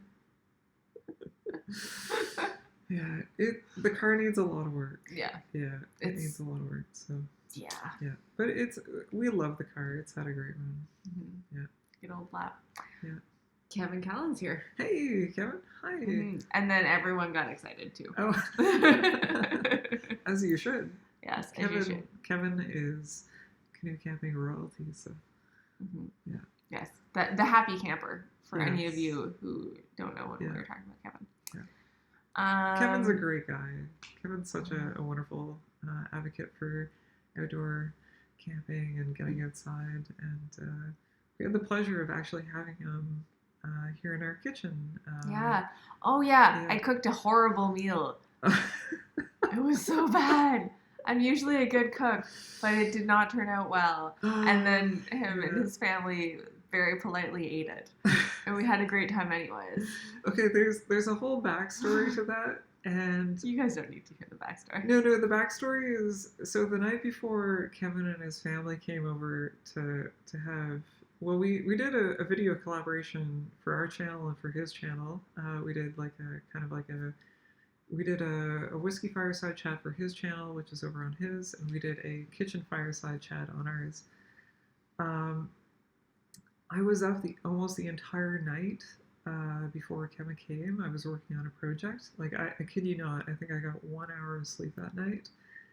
And then I had to do all sorts of things like throughout the day for that particular project. Julia took care of Cedar all day long. I took care of him and cleaned and got dinner ready. And then I was like, I made a roast thinking like, oh, like this will be easy because I'll just like get it ready in advance and then pop it in the oven. But then like as the roast is like ready to, like as it's coming due, they're like, okay, like we need to like film this next part. So like you and Cedar need to go for a walk now. I'm like, oh, like I guess my roast will just stay in the oven a bit longer. But like roasts, you know, it's like 4 hours versus 4 hours and like 20 minutes. Like that's probably not going to make much of a difference. Yeah. Well, it did. So Kevin and his family were very good sports and very polite, and we will make you a better meal the next time you come. Yeah, we will. Canoe Boy Outdoors says, how are you guys dealing with the thought of maybe no Algonquin Park this summer? Even walk at Lemoyne Point today felt wrong. Yeah. It sucks. It's something we're trying to not think about at the moment. Yeah. And I'd say we're hopeful that it could happen, and like holding on to like a glimmer of hope that the end of summer might happen. But anytime that I start feeling sad about not being able to go camping, I just try to remember that I have it so much better than so many people. Like, I'm just so grateful not to be an ICU nurse in Italy right now, you know, like like when people are going through such like horrendous, like traumatic things, like it sucks that I can't go camping, but things could be a lot worse. Things could be a lot worse. Yeah. We're quite fortunate. So, oh, I've fallen behind.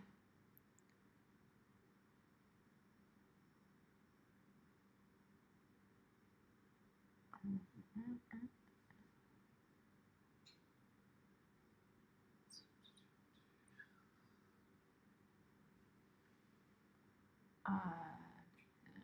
answered that. Sorry, everybody, we're just catching up.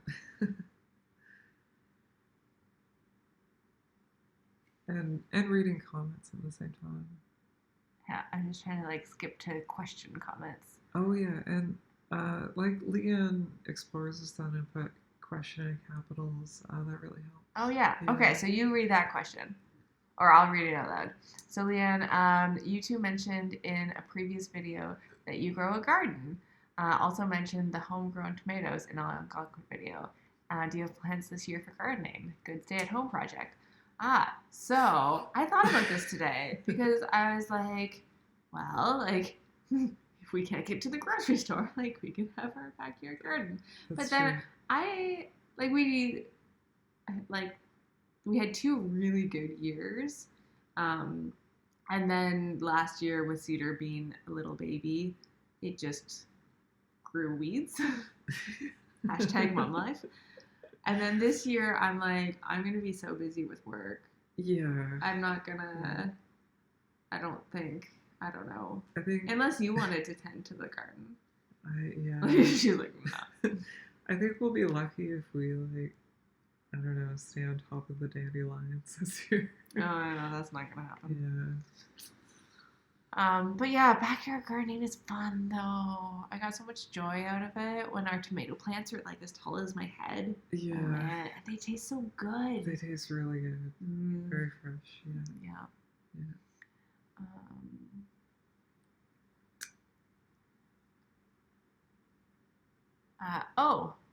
Question about our wedding bands. Also, I cut my finger real bad today.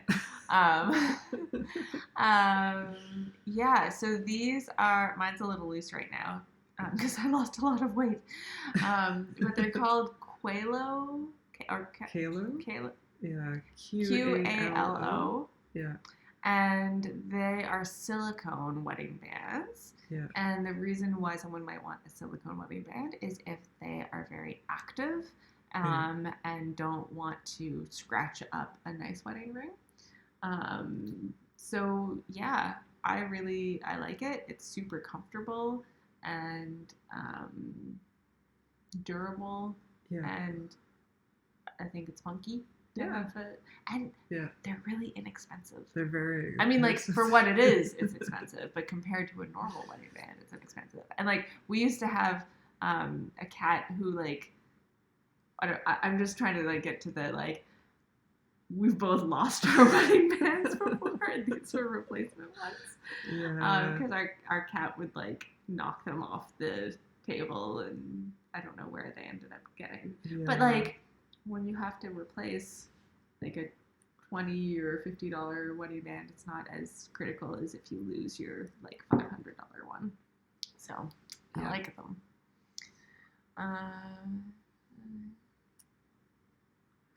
Oh, Ian says 360 cam. No. Wow. Sorry, guys. We were definitely far behind. We'll try to catch up. Are there more questions? Should we just like focus on the questions that have like cap locks question? I think we should still answer questions. Okay. If people have been writing. Yeah. Yeah. Okay. Yeah. I'm gonna try. I feel like we're catching up. Dennis says favorite beach in the backcountry, kid friendly. Welcome Lake in the south end of the park has beautiful beaches. Yeah, it's very welcoming. Yeah, like giant, long, wide beaches that are gorgeous. Yeah. And then in the north end, Kiosk Lake, Kioskachui. Yeah, there are a few up there. There's also Radiant Lake. Radiant Lake has really beautiful beaches up in the north. Yeah. And then what's the Parkside Bay? In the south end has a lot of, those are like rock beaches, but it's nice because the campsites there's like what am I trying to say, like those like points. They're beautiful points, and like the getting onto the campsite is just these like little pebbly rocks, and then a very gradual it's not like most campsites where there's like big chunky rocks and you have to like it would be very safe for children to like easily wander into the water. Yeah. Parkside Bay is it's a hidden gem. It's a hidden gem. We only discovered it at the end of the last Algonquin series. And yeah. What's the access point? You would go in through Smoke Lake. Yeah. So it's like normally people I think go down Smoke Lake and then do like around to like Lake Louisa. But then there's like this little offshoot to Parkside Bay, and you have to like go a fair ways in to get to it. But the campsites there are really lovely. Very nice. It's very nice. Very nice. Yeah.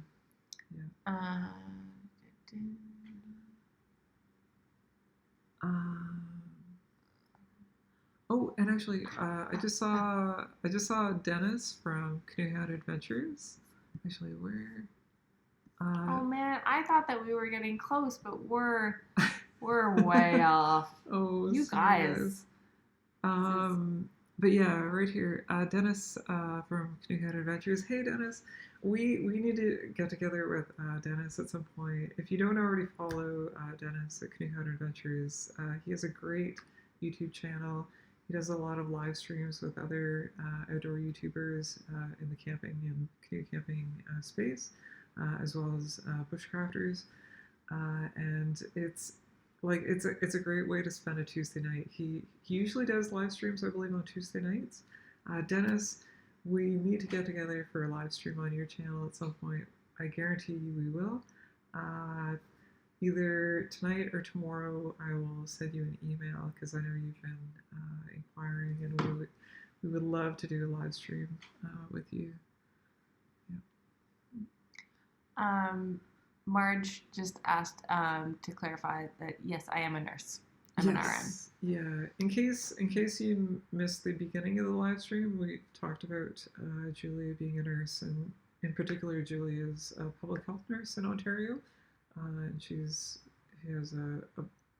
also a master's in public health, and she's doing a lot of work right now. She is the tip of the spear.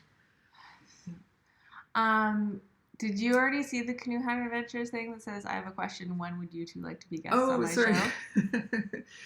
I You already kind of... I hadn't seen that one, but I saw Dennis's other comment and just wanted to say, hey Dennis, and we definitely want to get together for a live stream at some point. Maria H. Nicole says, any trips for hiking and camping with a baby? Not in the near future with COVID stuff going on. Our original plan was to, in May, go for like an epic trip, and then in August or September, go for a baby trip. And now I think hopefully we'll do an epic trip in August. And we'll just do just general day hiking with baby.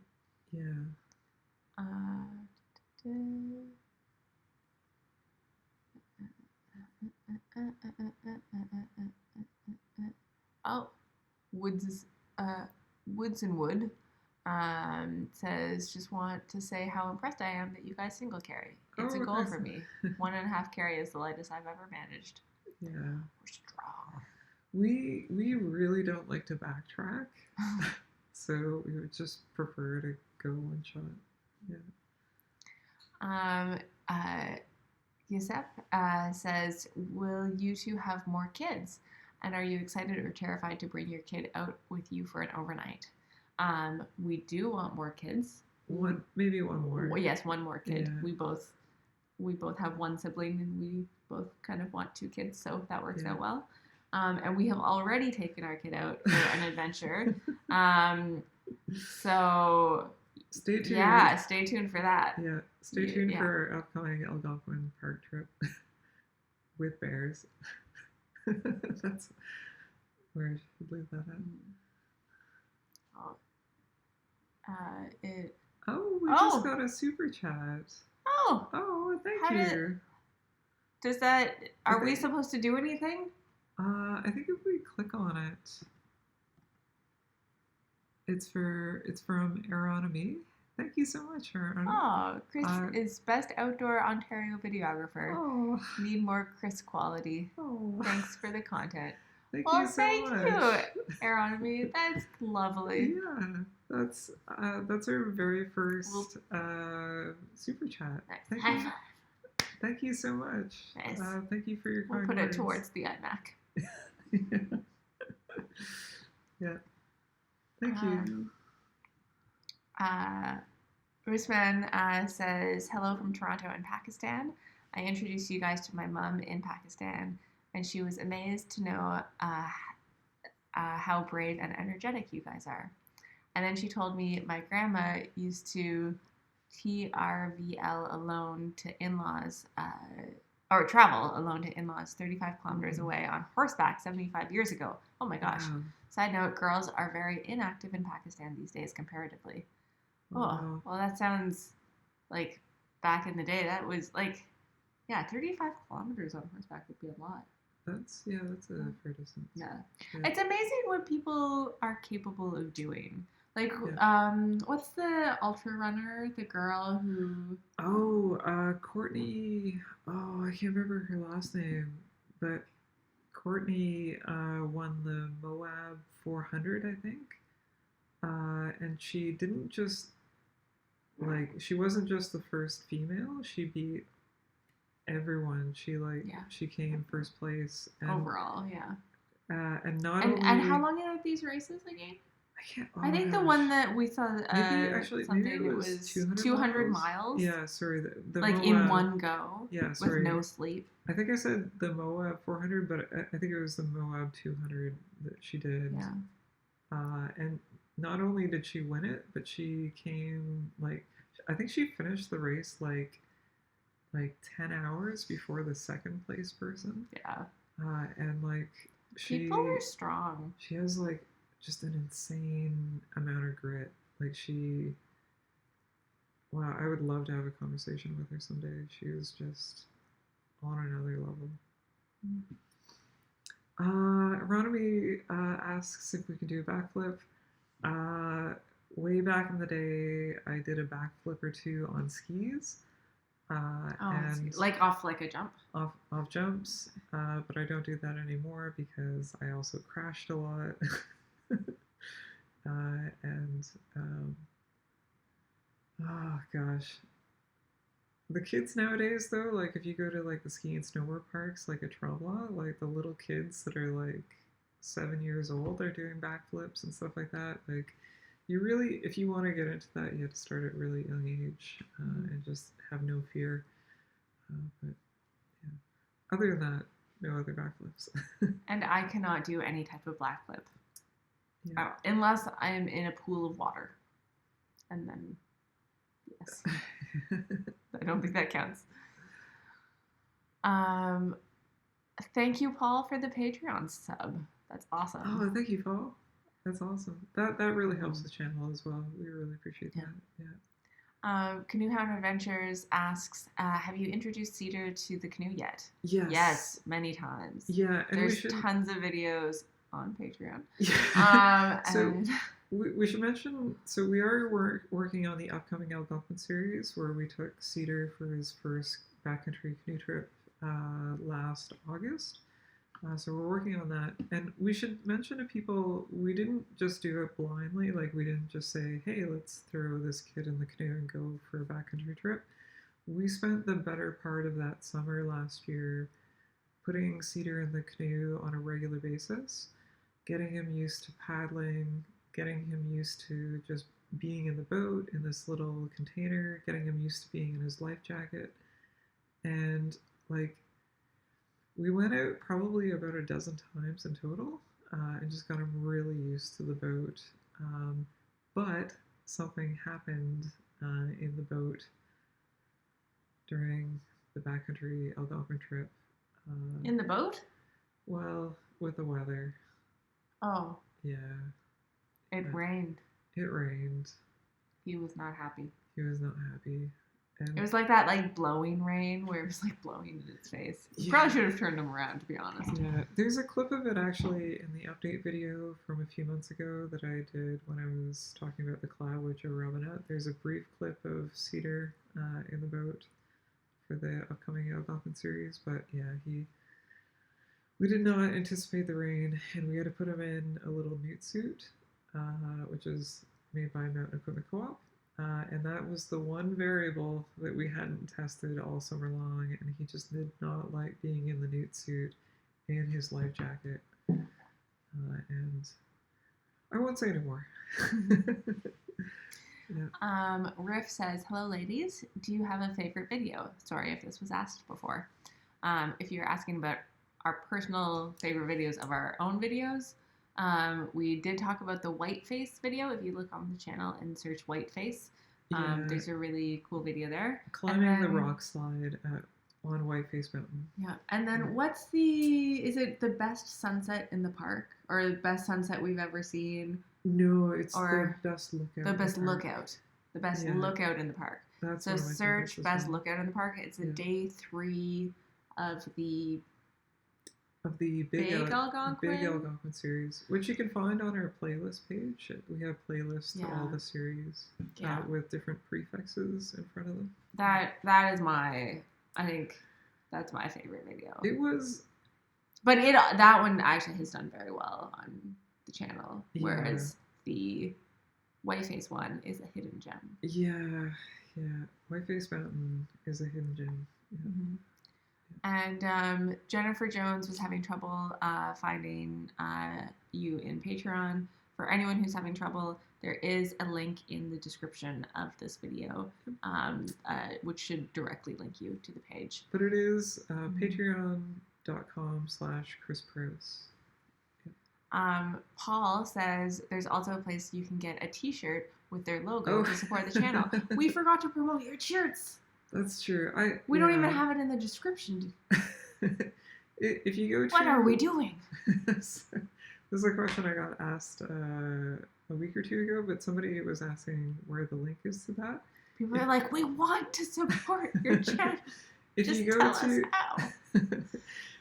I don't want to sell it too much, but if you go to the homepage of our YouTube channel through the web, like the web browser on your computer, there's a little link in the top right to our Redbubble account where you can purchase a shirt and you can get it printed in any color shirt that you like on any type of shirt you'd like. So yeah. And like a lot of our supporters will then like take a photo of themselves. Oh, like a selfie. Yeah, take a selfie of themselves in the shirt and share it. And it's really heartwarming to see those photos. The shirt itself says "Here Since Now," which is kind of a play on the logo that you see at the beginning of our videos. And it's kind of fun to be able to like explore somewhere while you're wearing the shirt and say, yeah, I've been here since now. And I think that's sort of the spirit behind our channel as well. Like we like to, explore places and find new places in the park. And I think that's one of the things that really keeps us going back to Algonquin Park is even though we've been camping there for a long time, like you're always kind of curious about what is around the next bend or like what does that lake in the middle of nowhere look like, and it just like keeps you coming back. It's a special place. Aeronomy says donate gear ? And I'm not entirely sure what that means. If somebody wants to send us gear. We do have it's not a P.O. box, but it's like that. Yeah, we sort of have a P.O. box. Can we? I would say if people, and gear-wise, we're doing okay. And so I don't want people to overextend themselves during these times, and I don't want you to send us things you can't afford to send us. But if you really want to send us something, like feel free to like leave a comment on a video, and we'll probably catch it. We can send you a link to like where you can contact us by email, or our email address is actually on the about page of our YouTube channel if you really want to send us something. But otherwise, I don't want you guys to feel like you have to send us stuff. So, but thank you for the thought. It's we do appreciate the gesture and thought. Thank you. So Ian has an idea. He thinks that we should set up one of those like fundraising thermometers for the iMac to show like do you know what I mean? Yeah. I'll leave that with you. I think it's a great idea, Ian.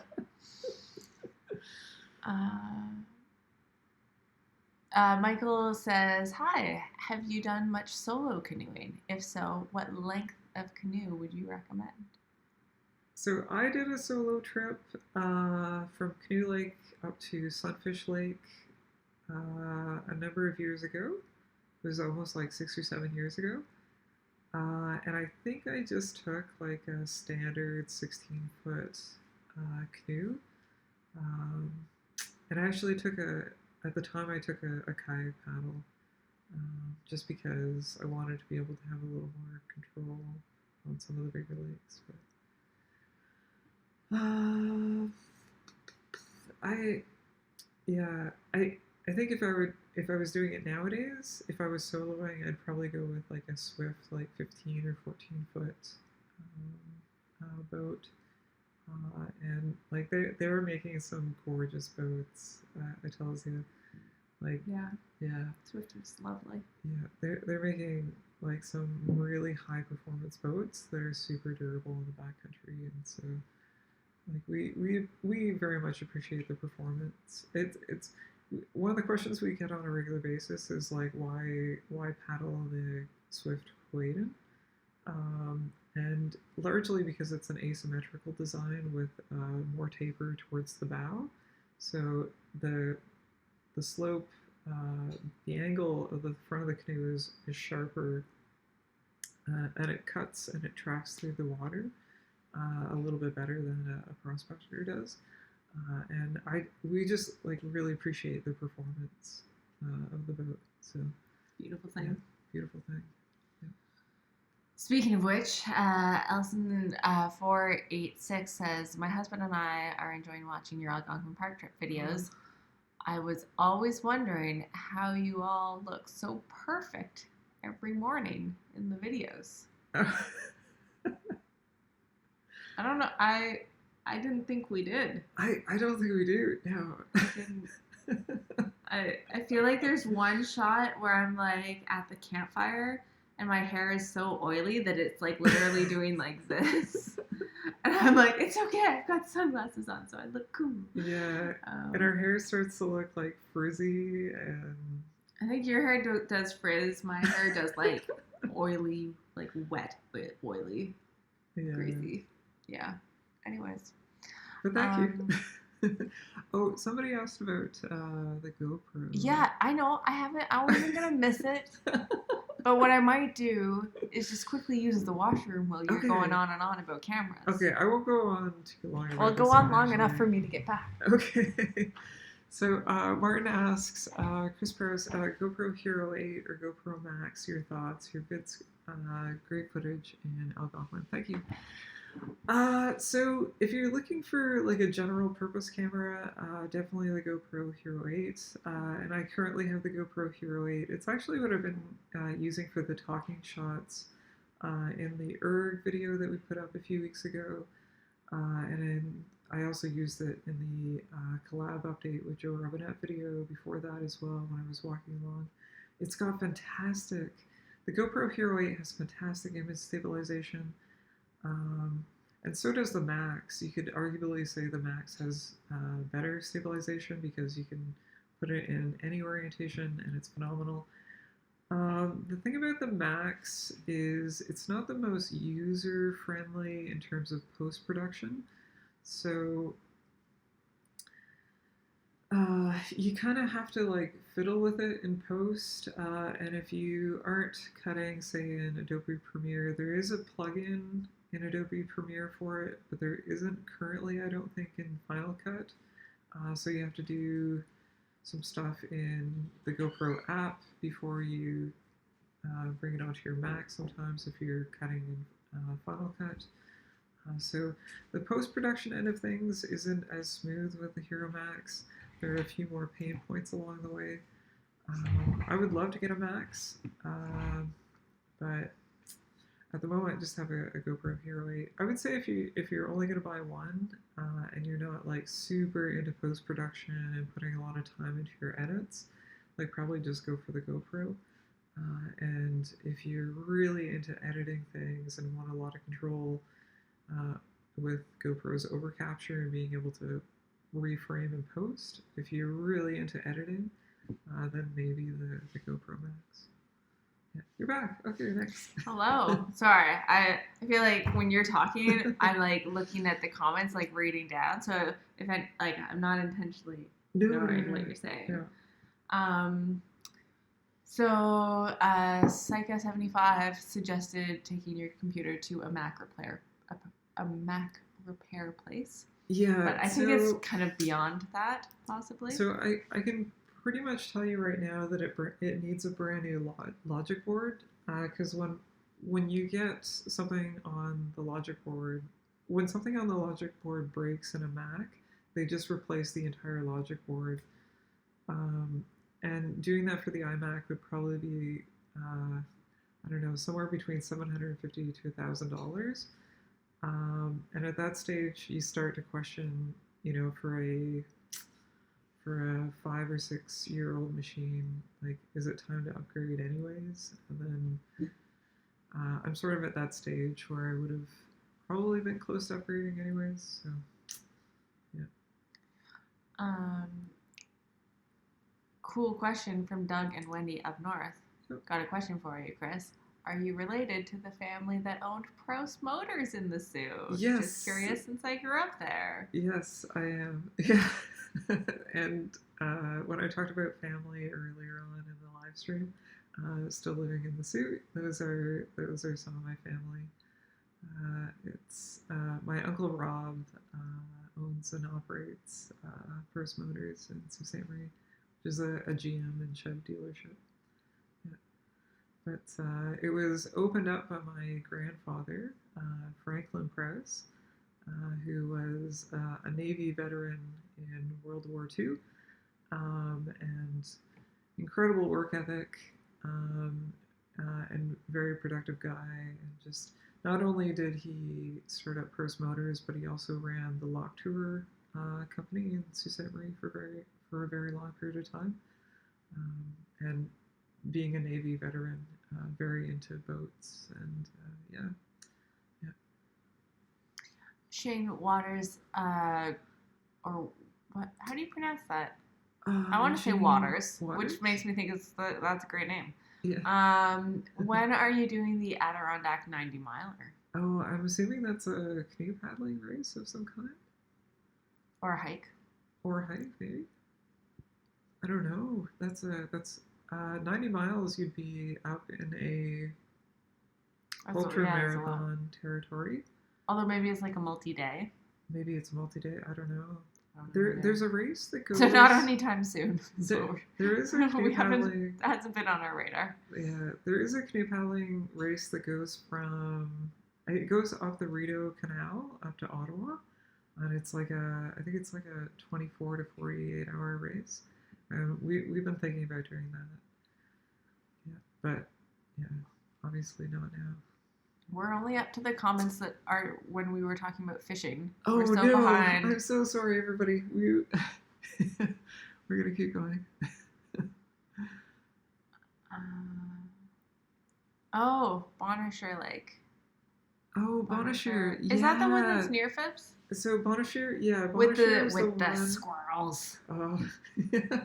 That's actually it's so picturesque. We got the best campsite on Bonnechere, and then the entire time, squirrels. Yeah, so that is... They weren't in the video. That's day 2 of the part 1 and 2 series of the latest Algonquin series. We made it to Bonnechere. That campsite is gorgeous. Like, the big giant granite point that's there is phenomenal.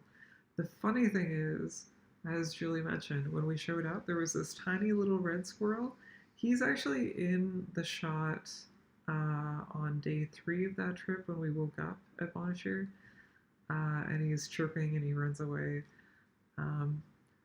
Not to be confused with Carl, who is the regular chipmunk that was on day 1 of that trip, but the red squirrel on day 3 that you see at the beginning of that video was going nuts in the tree, just chirping like every 10, 15, 20 seconds.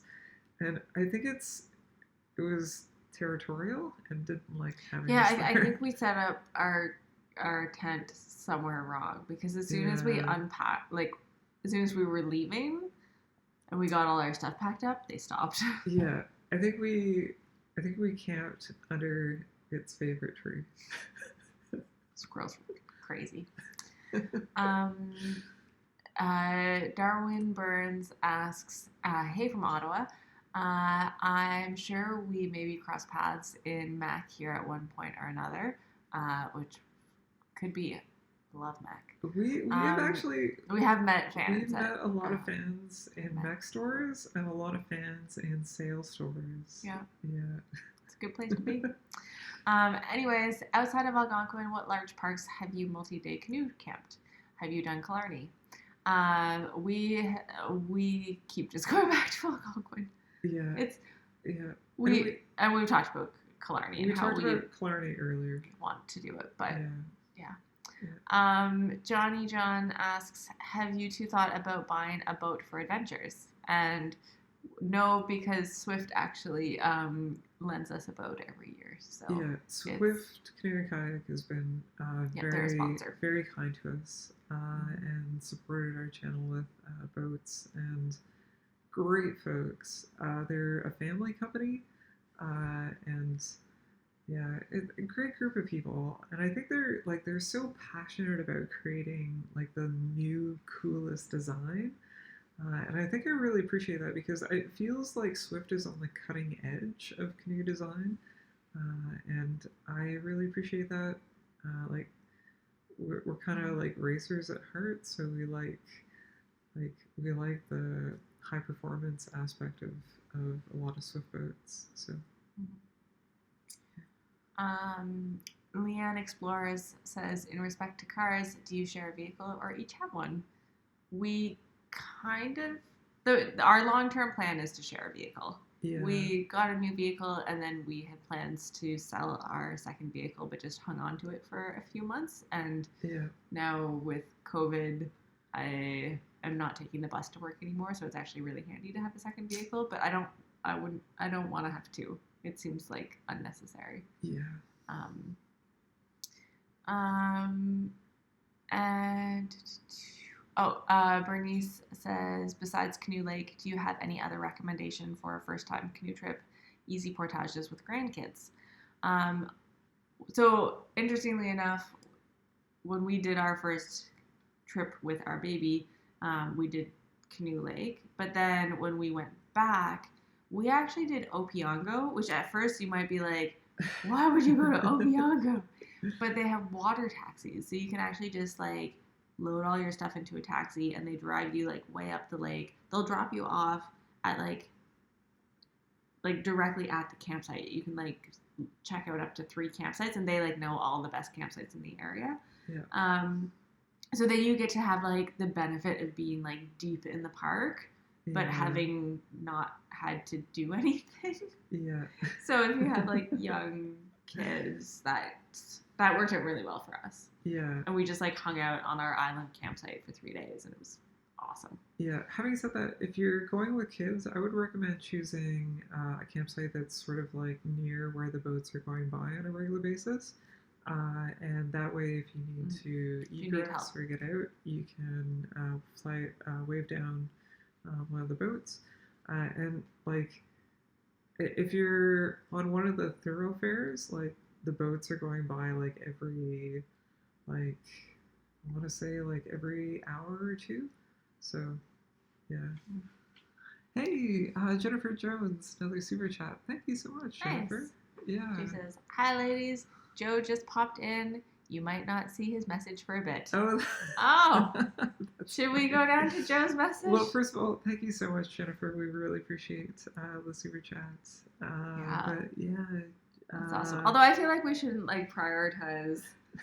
But hi, Joe. Hey, welcome Joe. to the chat. He probably just came on and said hi. Yeah. And another cool thing, so Darwin says, by the way, my wife and I have been watching your vids since 2015-16, which is like a really long time. That's awesome. When we were still in China and I was homesick for the land, and she was yet to see Canada. So I think I remember one of Darwin's comments from back in the day. Yeah. Saying that like he was in China and was homesick and like was watching our videos and that it made him happy. And like, so like I remember you, Darwin. Yeah. And for some reason that makes me happy that you're here again. Yeah. And that's a long time to follow us, so thank you. Thank you. Thank you. Yeah. Matt C says, hey there, we love your videos. Thanks for sharing your adventures with us. Any chance you could shout out and say hi to my kids, Liam and Lauren? Hey. Hello, Liam and Hey, Lauren. Liam and Lauren. I hope Sorry you to make you wait. Yeah, yeah. So they're probably like You in go to bed by now.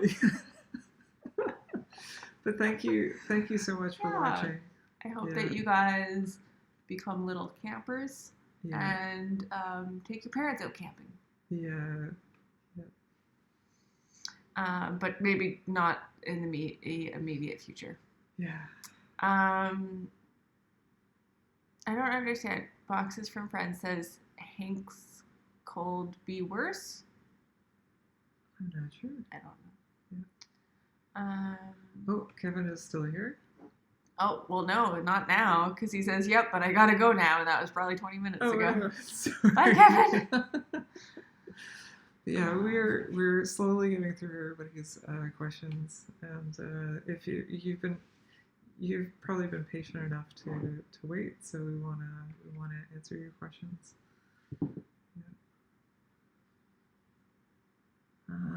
And we are reading comments, but yeah, we'll try to read here's a question. Or answer the questions. Christina says, of all of the historical sites you've seen throughout the park, which one is your favorite and why? Oh, historical sites. Oh, so first of all, I don't think that we're super big on the historical sites. And as evidenced by that, I would say, do you remember when we just finished a portage? I can't remember where this was. I think this was somewhere on our Cedar Lake trip. But we had just finished a portage, and there was that that concrete building that just had walls left, and there was a tree coming out. Yes. And we joked about us having lunch, and that this lunch was a very it being and then we joked about that building being on Airbnb. Yeah, we joked about it being on Airbnb. Anyways, that's my favorite because we made some really great jokes there. And it looked like the tree was coming out of the window, being like, "Hi." Yeah. I think that's weird of me to say. I think my favorite historical site, and I don't know if you can really count it as a historical site, but is the fire tower that's at the top of the Crow Lake Lookout. That lookout is great. The lookout's phenomenal. And actually, when I was doing research to look for high points for the video collaboration I did with Joe Robinette, I ended up doing a lot of research on fire towers because fire towers are actually at the top of a lot of these high points. And I learned so much about all these fire towers and how there were tons of them surrounding Ontario. And so there were dozens and dozens of them in Algonquin Park. They were spaced out in such a way that they could almost communicate with each other. I think by Morse code with light if they had to, but I think they were on shortwave radios as well. And there was a whole history surrounding those towers and the camaraderie among fire tower operators, and some of them lived at those towers and some of them would spend the entire summer there. It was really fascinating. I can't remember where it is, but there's an entire resource online dedicated to the fire towers that you can read. That's really interesting. Yeah. Nice. Mitchell had asked, where is Cedar? He's sleeping. It is 10:30 p.m. Our time, so yeah. And he is actually asleep now, so yay. Yeah. Leanne asks, what's your favorite camping meal and home-cooked meal? I would love to see Julia's cooking videos. I love that you guys like my cooking videos. Chris makes them really good. It's her timing of the edit is amazing. Thank you. Yeah. But Julia's a great cook. Apart from Kevin the meal, won't tell you that. Yeah, apart from the meal that we cook for Kevin Callan. I would say one of our most favorite meals both camping and at home is homemade pizza, Yeah. which I think we've done a Julia's Kitchen with it. Yep. Where and you can do it over the fire if you have some tinfoil. I think it's actually day 3. Day 3 of the Far North Algonquin canoe trip series. And caveat: the only reason why we called it Far North Algonquin is because it was the far north end of the park. Yeah, not because Algonquin Park is far north. Yeah, and we already had a northern Algonquin trip, so we just had to distinguish which was which. But yeah, so the pizza, you take naan bread, so like that Indian bread called naan, which just like it has that after you put in the oven or over the fire, it's soft on the inside but crispy on the outside. Yeah. And then just any pizza sauce, store-bought pizza sauce, whatever toppings you like. Coffee. And then I am lactose intolerant and can't do cheese, so we make this vegan Parmesan cheese, which is basically just cashews, nutritional yeast, and salt in a blender. And you can like obviously blend it before your trip and then bring it with you. And it's good. Yeah. Really good. It's really good. Really It's good. really good. Yeah. Do you have a favorite meal? Favorite meal? It would be pizza. Yeah, pizza. I just have to put out that I love that Ian Sears is like, I think was he the one who was he the one who said that he is just like a new fan who came from Joe's video? I think so. Yeah. So this like brand new fan is just like, everybody go on Patreon, smash that like button, subscribe, Thank you so much, Ian. Yeah, it's thank Really you, Ian. It, yeah. We appreciate your support. Pixel TV says, do you recommend using dry shampoo when camping? So I only just started using dry shampoo, not camping, just for work and being a mom. I wouldn't recommend it. I mean, do what you want to do, but like it's a big bottle usually, and like I would. Like, if I'm not trying to look appropriate for work, I would rather just be greasy, personally. And if you want to not be greasy, there's a camp soap called Camp Suds, which you can use. You technically should, like, on land, wet your hair, and then, like, scrub, and then rinse your hair, and then, like, go into the water for a final rinse. You're not supposed to, like, use it directly in the water. Yep. In the lake. But yeah, I mean, do what you like, but I wouldn't. Yeah.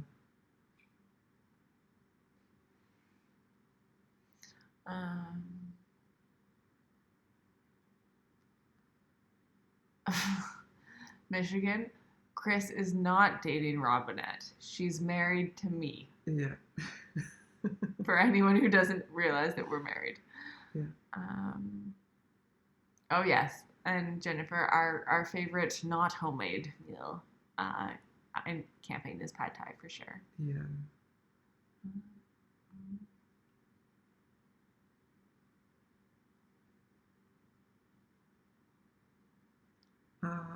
Gear is getting too expensive. Any recommendations for canoes that are non-expensive? Are not expensive swims? Ooh, we have also paddled Souris River canoes, and you can actually rent Souris River canoes at the Portage store on Canoe Lake, and their boats have been good as well. Yeah. I think they are a little more affordable, but again, like it is a little bit of a trade off. Like if you're not familiar, there's a term in canoe building called oil canning, and it's when the bottom of the boat is a little softer, or it flexes under load, or it's hard to describe, but in our experience, like the Swift boats are some of the only boats. Well, I shouldn't say some of the only boats because we haven't paddled a ton of different canoes, but like the Swift boats are super firm and very rigid on the bottom, which is really nice. Um, but yeah, I feel like we're probably the wrong people to ask for not expensive boats. And Yeah, I don't know. yeah, and I don't I also don't want Even yeah. for like expensive boats, I just know that Swift boats are amazing, but I do not have a great deal of experience in Yeah. a great deal of other boats. Yeah, and I want you folks to know that like we were the ones who reached out to Swift because we really enjoyed their boats, so we asked them if they'd like to support our channel. So like we would have paddled Swifts even if we weren't being supported by Swift Canoe and Kayak. So yeah, but they're kindly supporting your channel now. Sorry, I'm rambling on about this, but to answer your question, like we haven't paddled a lot of different canoes other than Souris River, Swift, and I think there's one more. I think we paddled a different boat when we did the Barron Canyon trip. I can't remember what brand that was. I think it's okay that we don't know. Yep. The answers Yeah. to everything. Yep. Misanthropo Real says, I can't hear you well. Oh, And sorry. I would say that because our baby is sleeping and we have an open concept house, we probably shouldn't speak that much louder. But we can try to Yeah. speak clearer. Sorry. Yes. Sorry. Sometimes I speak very quietly. Sometimes. That's true. Yeah. Dave asks, do you think backcountry access will change or be limited this summer? I usually head up in September. Love your videos. I think that everything is changing very rapidly, and we really don't know where we're going to be at that time of year. I think it's very possible that things are still shut down at that point. Yeah. We're Yeah. hoping they're not, but you don't know.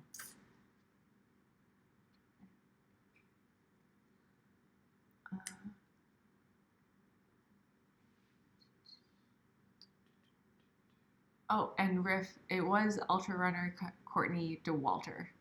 Yes, thank Yes. you. Yeah. If anyone wants to be inspired, go check her out. She's phenomenal. Yeah.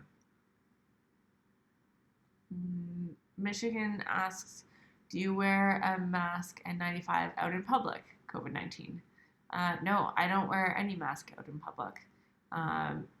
It is not generally recommended at this point in time, at least in Canada. When you wear a mask, often you end up touching your face or like touching the mask and then like contaminating your hand, or like re-wearing the same mask over and over again. And also like even like healthcare providers don't have enough masks right now, so if there are masks available, like they should be given to people who are being exposed to people with COVID. So there's like a lot of that. I have heard people talking about how there is some research going on to find out if wearing just like a plain, like even like a homemade mask or like a scarf over your face could help prevent you from transmitting an asymptomatic infection to other people. So not wearing a mask to protect yourself, but wearing a mask to protect others. And if we all wore masks to protect others, but I think I'm still unclear on the actual research findings of that. And there haven't been any Canadian recommendations yet, so. Yep. I guess I could have just said no. And now you know how I feel when you go into detail about camera stuff.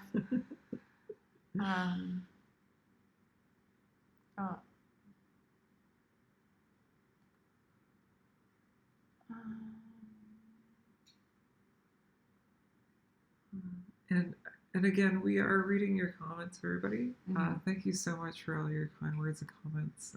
We're trying to keep up with questions, so we're reading comments and then answering questions. So. Michigan says, does Joe Robinette pay you to edit his videos? And do you edit all of his videos? No, no. Short answer is no to both. So I mean, I edited the Ghost Range adventure and put that together on my own time. And then Joe kindly gave our channel a shout out and promoted our channel, so which I really appreciated. And yeah,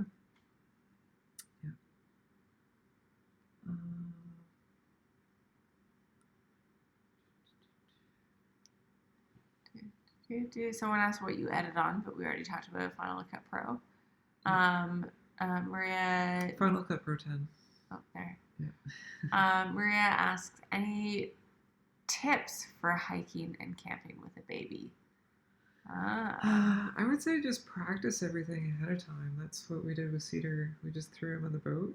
Well, didn't throw him in the boat, but we put him into this bucket of this essentially like hamper, a clothes hamper container that he sat in to sort of contain him.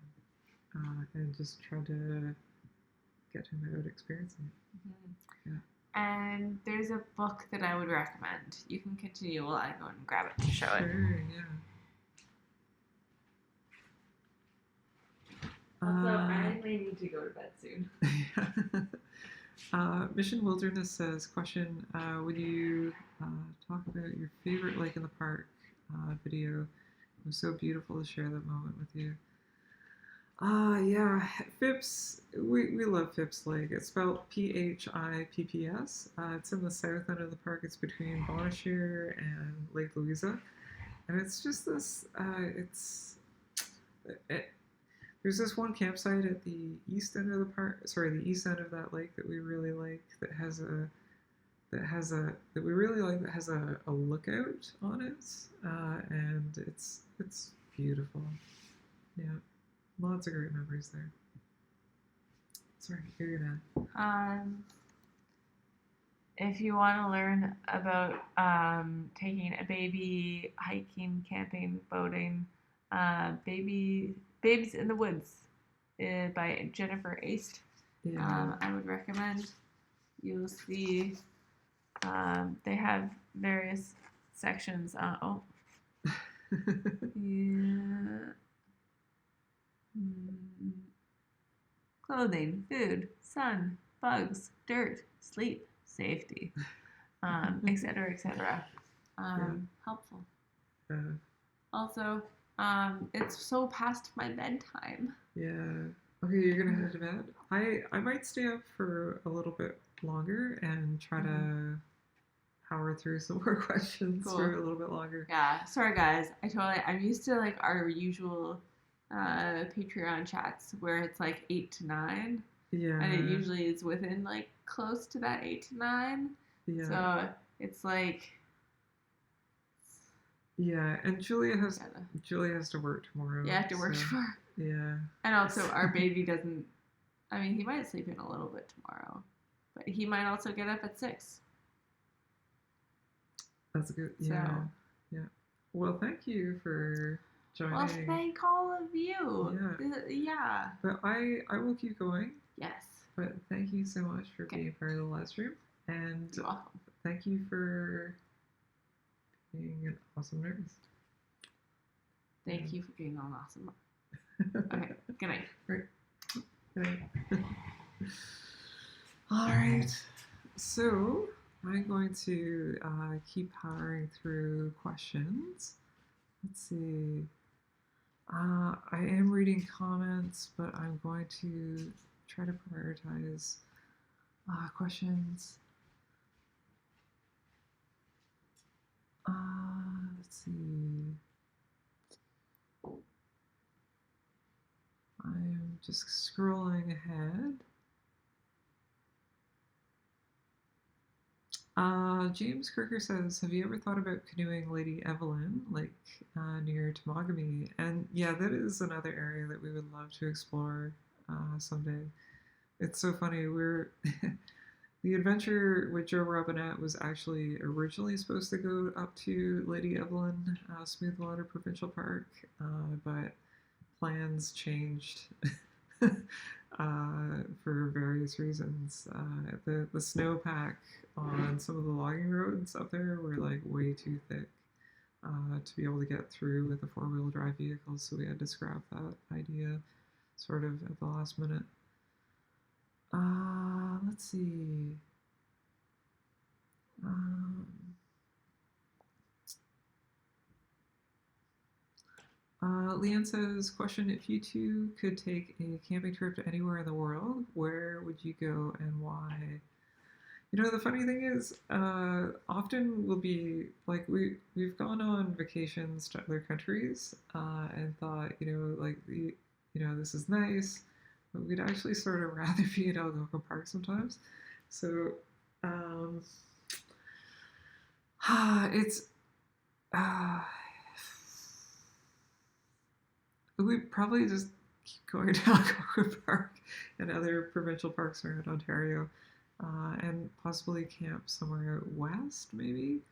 Um, I would consider doing some camping in the mountainous areas in the Adirondacks.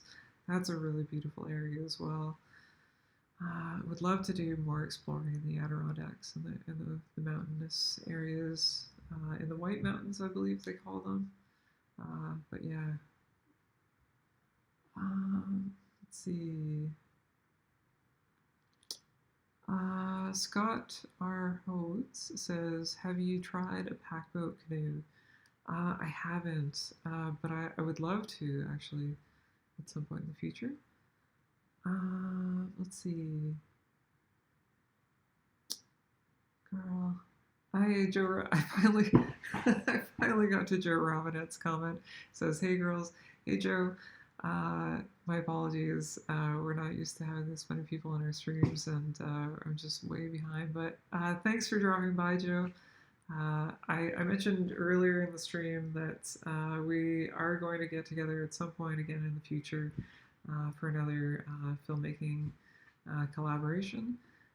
But obviously, we're both waiting for the provincial parks to open back up, and yeah, more cool stuff in the future, I'm sure. Um, let's see.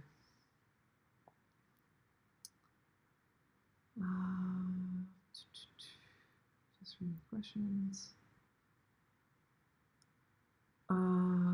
Let's see. Pixel TV says, question, which solar panel did you use? That thing is huge. Does it take long to charge your power bank? At the moment, I'm using a Brunton, Brunton,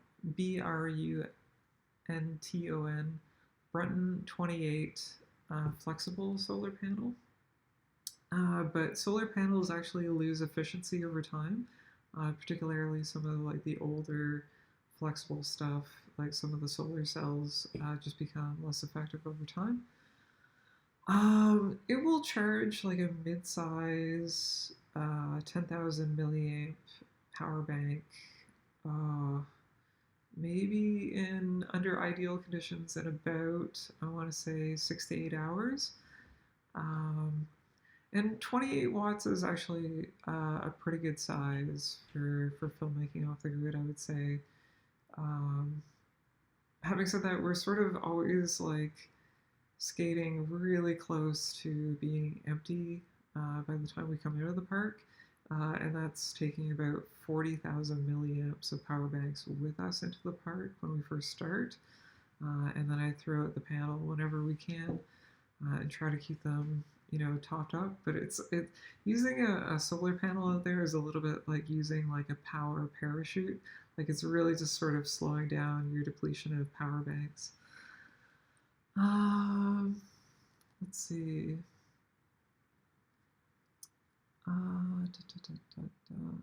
Oh, sorry. The chat just jumped way ahead. Oh, okay, I'm back. Chad says, love you ladies. Would you ever do a through hike on one of the big 3 North American trails, the PCD, the CDT, the AT? Oh yeah, I would totally love to do that. Um, and yeah, it's really just a logistically challenging thing that I don't think we'll be able to get to anytime soon, but would love to do that. And there are so many other YouTubers out there already covering those things that I would recommend checking out. I'm trying to. There's Darwin on Trail, I believe, who covers a lot of PCT, AT, CDT stuff. I'm trying to remember the others. There are lots of great ones. If you search for those trails, you find them. But to answer your question, would love to do it. I'm not sure if we're going to be able to get to it anytime soon, but maybe someday. Let's see. Just rifling through. What have we got in terms of questions?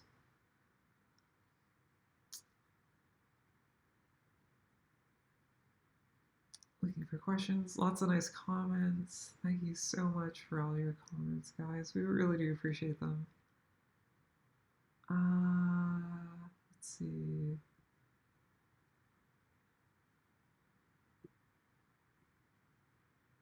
And are we sort of caught up?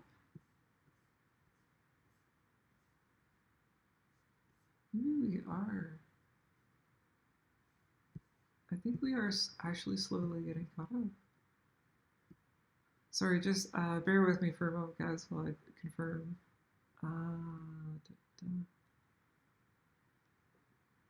Oh, question. Leanne says, any yurt and treehouse camping in the future? Love those videos, thanks. I would say, yeah, we will, in all likelihood, at some point go back to a yurt and try to do more treehouse style um, videos in the future. And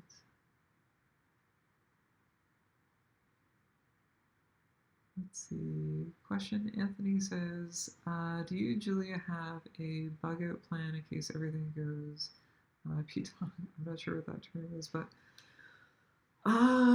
yeah, we do. Like we do have like kind of like last ditch effort supplies. Some of our patrons actually kindly sent us MREs and the Canadian versions of MREs, IMPs.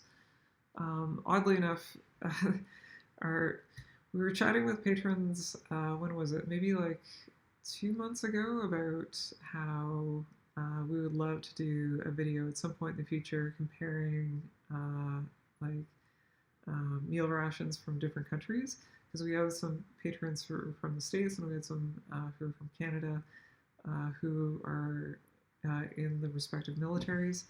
And I don't know if I can say their names, but they kindly sent us some meal rations in the mail.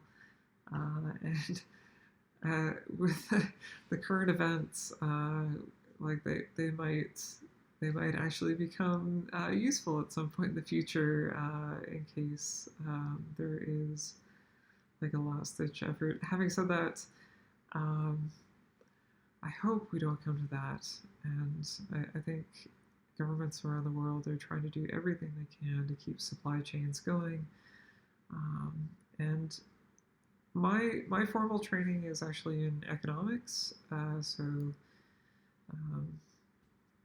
I think it's important to remember that governments have a lot of fiscal and monetary policies, or they have a lot of monetary and fiscal um, tools that they can use in really dire straits. They can freeze markets. For instance, like they could, if they really had to, I'm sure they could freeze the housing market and make it so that you could defer all your mortgage payments if something really serious like that came along. But I genuinely hope that there aren't any food insecurities in the future, and I hope people continue to take only what they need. And I sincerely hope that the COVID-19 issue resolves at some point within the next year. Yeah.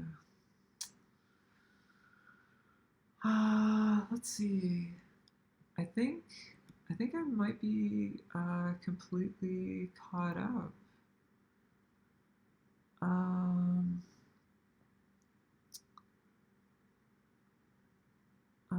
oh, and Canoe Hound Adventures was replying to Megana about using a Goal Zero solar charger.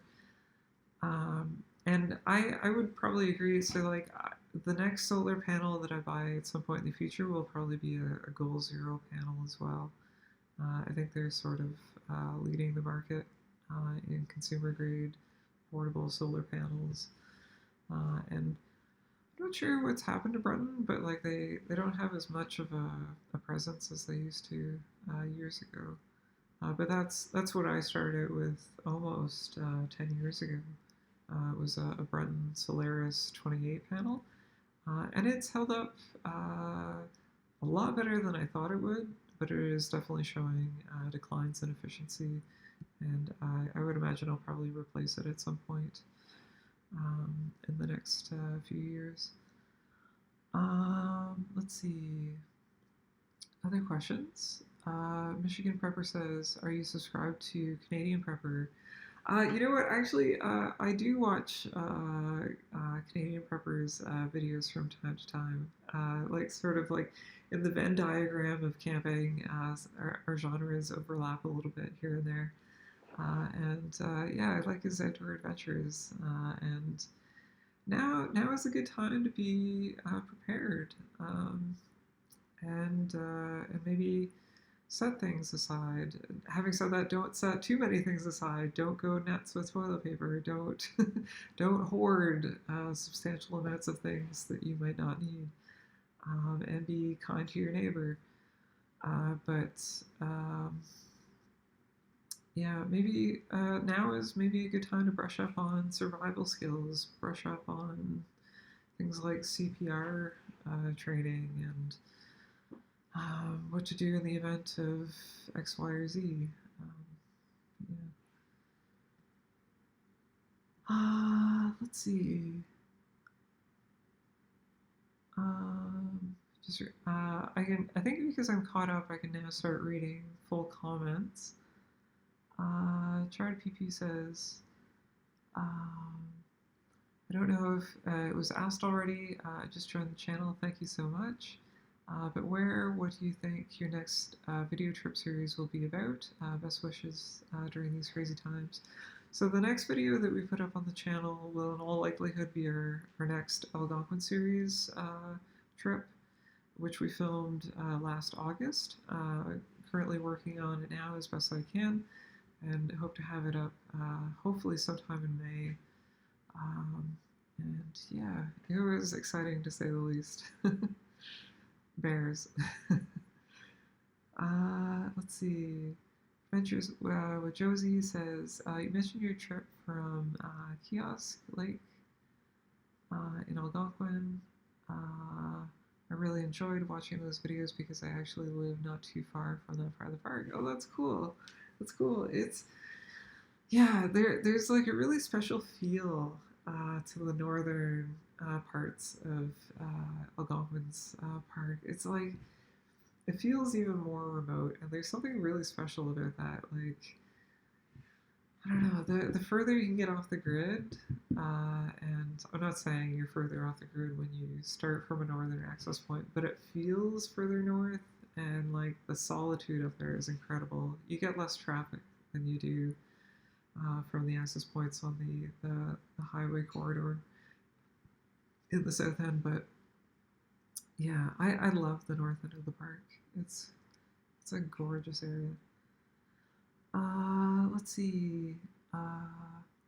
Leon Explorers says, question, outside of triathlons, filmography, and outdoor adventures, what are both your and Julia's hobbies or enjoyments?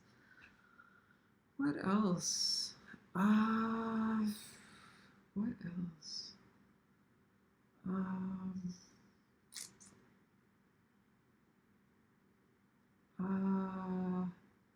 We like going to visit family at the cottage. I don't know if that's another hobby. It's something else that we enjoy doing. Julie's parents have a cottage that we like to go to sometimes in the summer. We have a few videos filmed up at the cottage on the channel. My other hobbies. Julia likes to read. Um, yeah, not too many other hobbies. Sorry. Um, let's see.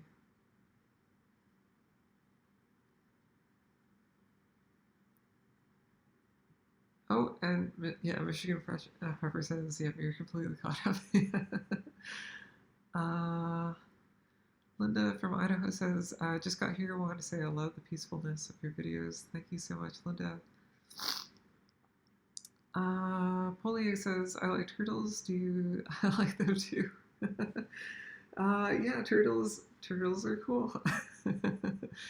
The thing about turtles is there are some really big snapping turtles in Algonquin Park, and something that I am always cautious about is looking through the water whenever I can before getting in to go swimming to make sure that there isn't a snapping turtle in the immediate vicinity because I don't want them to bite my toe off.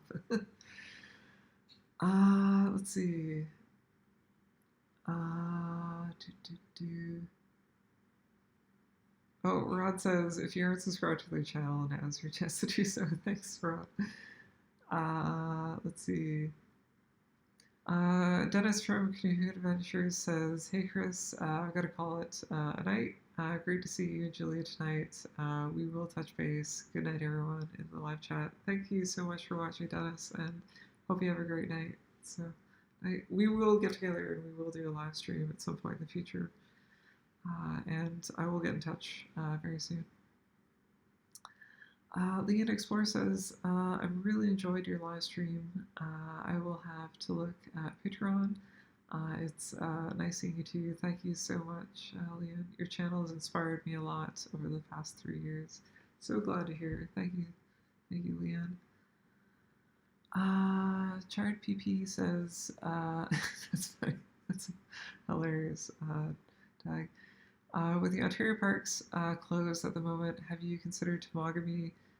Where did Julie get her start in canoe camping? We would love to go to Temagami at some point in the future. I think with the current advisories for travel, we probably won't go to Temagami anytime soon. Just because they're trying to keep people out of the park so that nobody is put into a situation where they need to be rescued, and diverts resources away from the COVID situation. So unfortunately, we just won't be camping soon. But and where did Julie get her start? Julie got her start. I don't know for sure, but if I had to guess, I think it was actually. Oh, where was it? The Gatineau Park, I think, with her outdoor ed group. I think that's where she got her start, because I think they were doing some of their classes in Gatineau Park. But I think then her first backcountry trip after that was in Algonquin Park. I think her first trip actually was through Barron Canyon in the east end of the park.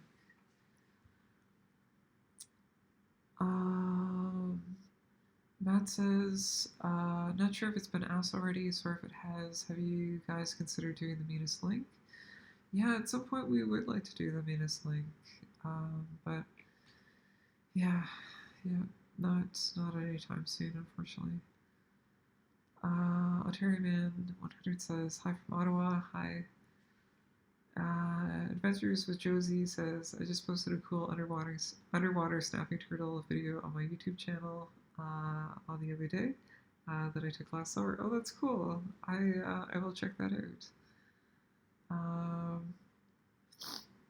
Leon Explorers says, "I believe she said it was in high school with a group from school." Yeah, it would have been with her outdoor ed group in high school.